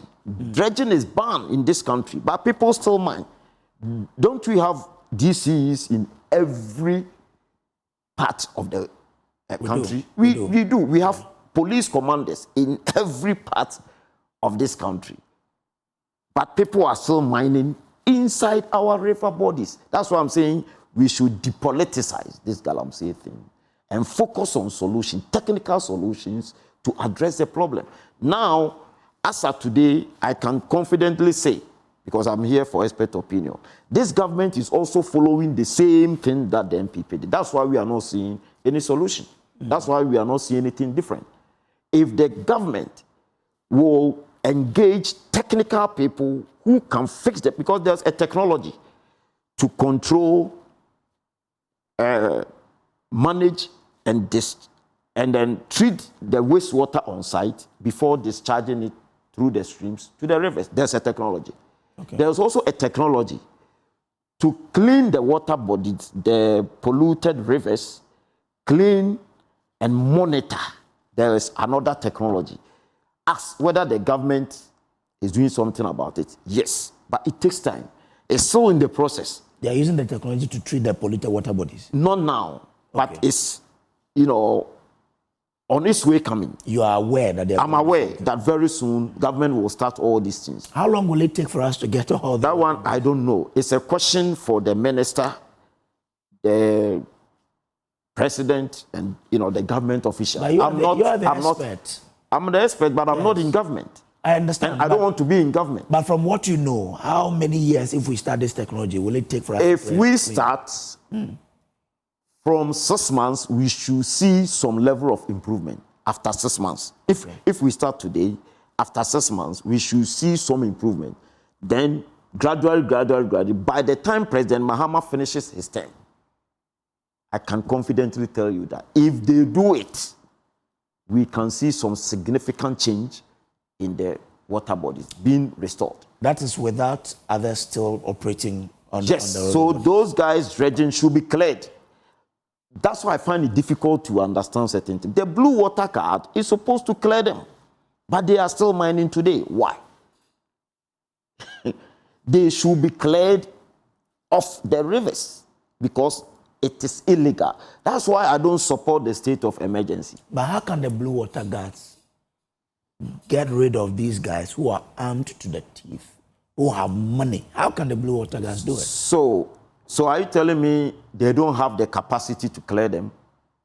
But if you look at them, do they? If they don't have the capacity to clear them, then why should we establish it with the aim of clearing them from the river? That's why I'm saying there is room for improvement. We need to improve on any approach that we bring.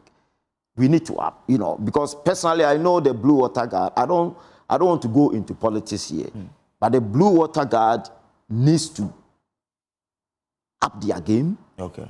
And the blue water guard, they need improvement. But that will be a discussion with the people. Okay. So yeah.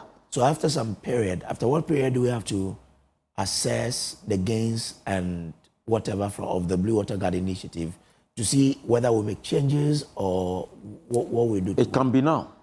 Oh, really? Oh, yeah. And another one is the government should repeal the LI 2462. We are told they are working on it. The government should repeal it now. Because when the previous government brought this, I even wrote article. Google it. I wrote an article on that.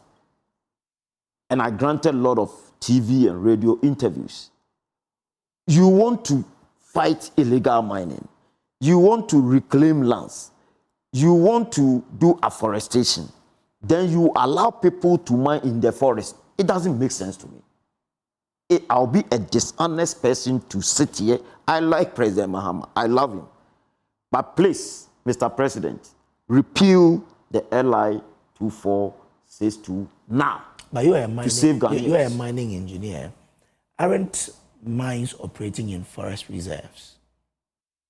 How do they do it? This is different. Large-scale mines, they operate, but they are able to control, contain, and then the water, any water around those places, they manage it such that they are not polluted, salted, or anything. United States, the gold production, world ranking for countries that produce a lot of gold.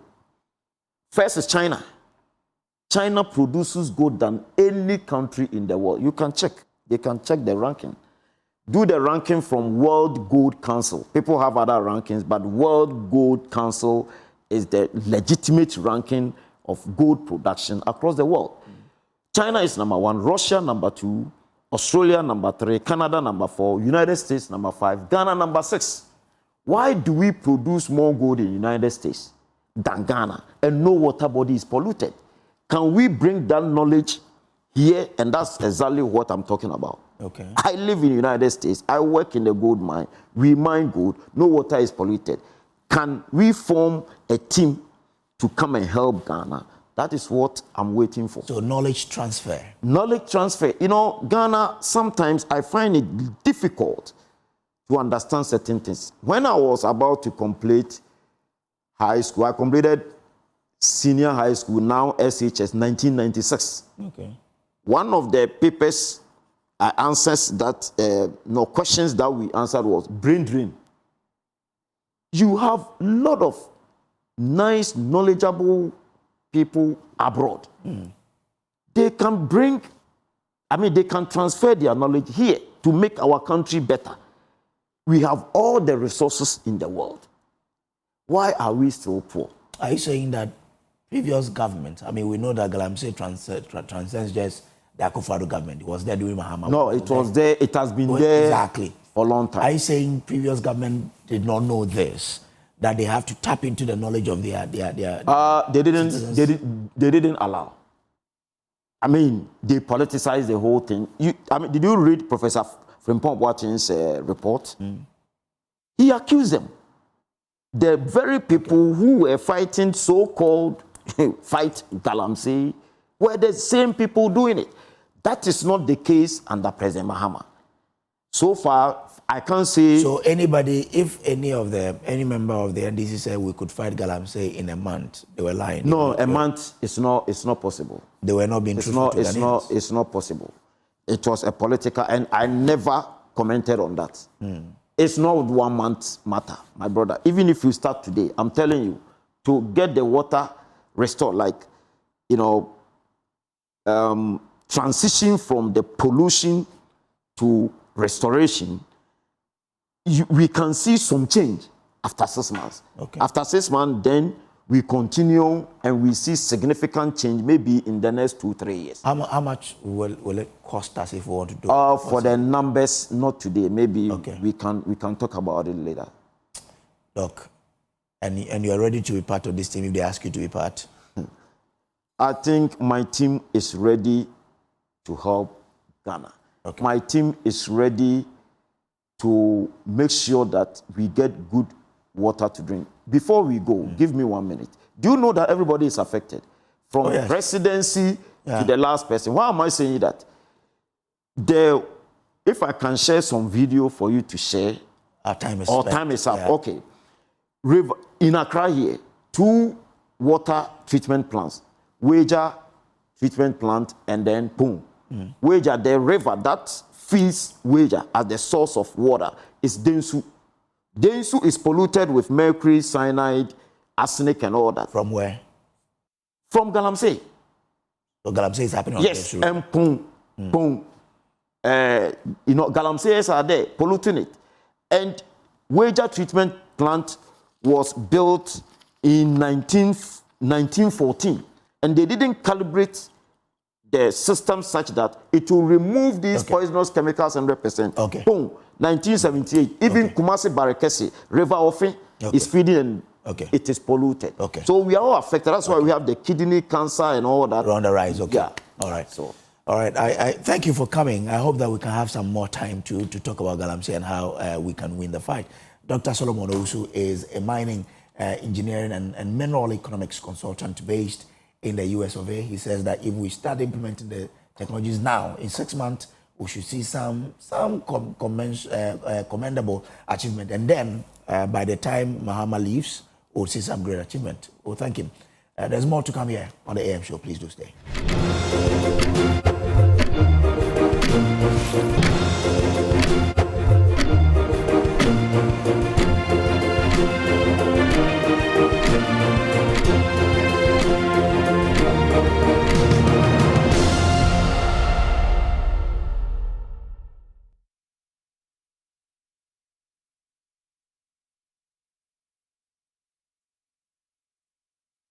Wrap up by talking about something that is of interest to all of us. Now, we've spoken about Galamsey, right? One of the things that we're dealing with in this world, which has to do with the environment, is climate change. So Galamsey is dealing with us on a different level. Climate change is also dealing with us in a different level. But the Youth Bridge Foundation is implementing some measures to ensure that we all help in the fight against Galamsey. And tomorrow they are launching a policy brief in that regard. So I've been joined by Emanuela Manchaya Kalari. She is the Climate Change and Health Officer of Youth Bridge Foundation. I'm grateful to you, Emanuela. Hope all is well. Thank you. Thank you so much. Good morning, and thank you for having me. Yes, I'm Emanuela Manchaya Kalari from the Youth Bridge Foundation. And starting off from where Doc stopped, climate change, Galamsey directly affects climate change because then there is deforestation, releasing carbon dioxide into the atmosphere. So that is a key driver of climate change.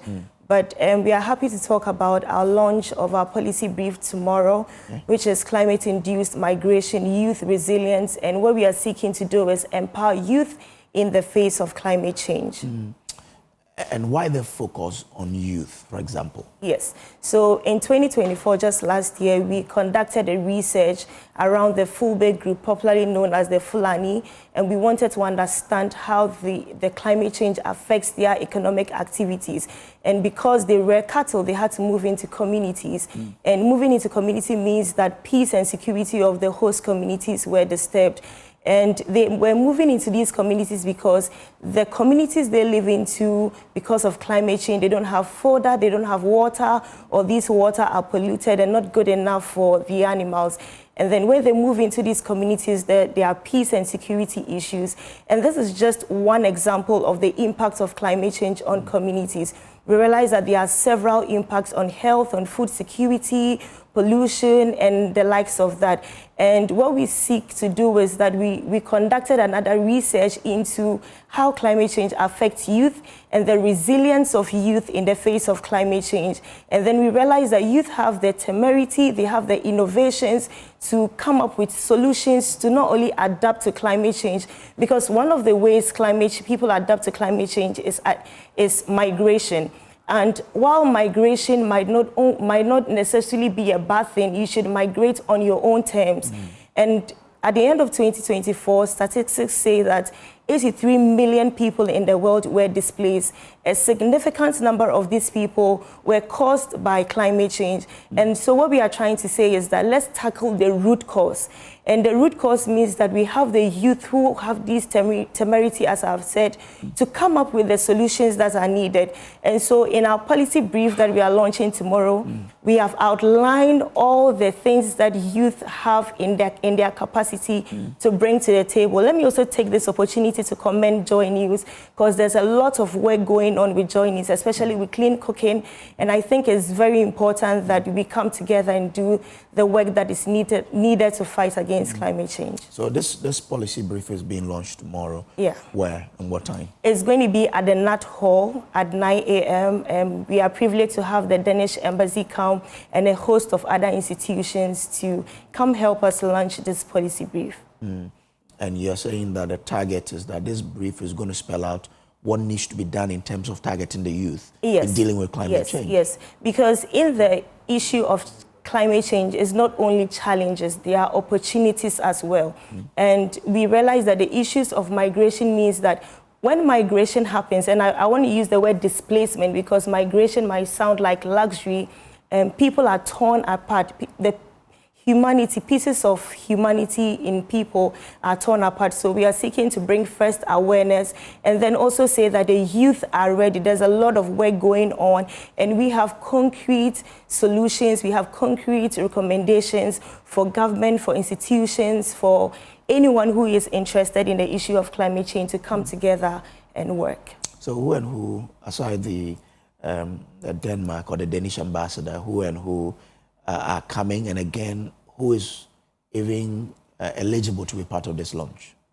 Anyone is eligible. Everyone is welcome. The different youth organizations, especially climate change organizations, are coming in. We have academia coming in. We have EPA coming in. We have a host of institutions coming in to join us. Does this policy brief also talk about the funding opportunities that youth groups that are focused on climate change could also have access to? Yes. We talk about funding, and we talk about it in a way that we realize that funders are interested in funding competitions rather than collaborations. So in our policy brief, we call for funding that pushes collaboration between youth organizations rather than just competitions, and then targeted funding that addresses specific issues of climate-induced migration. So just before we take a bow, what will be your concluding remarks to people who are watching, especially young people like you and myself?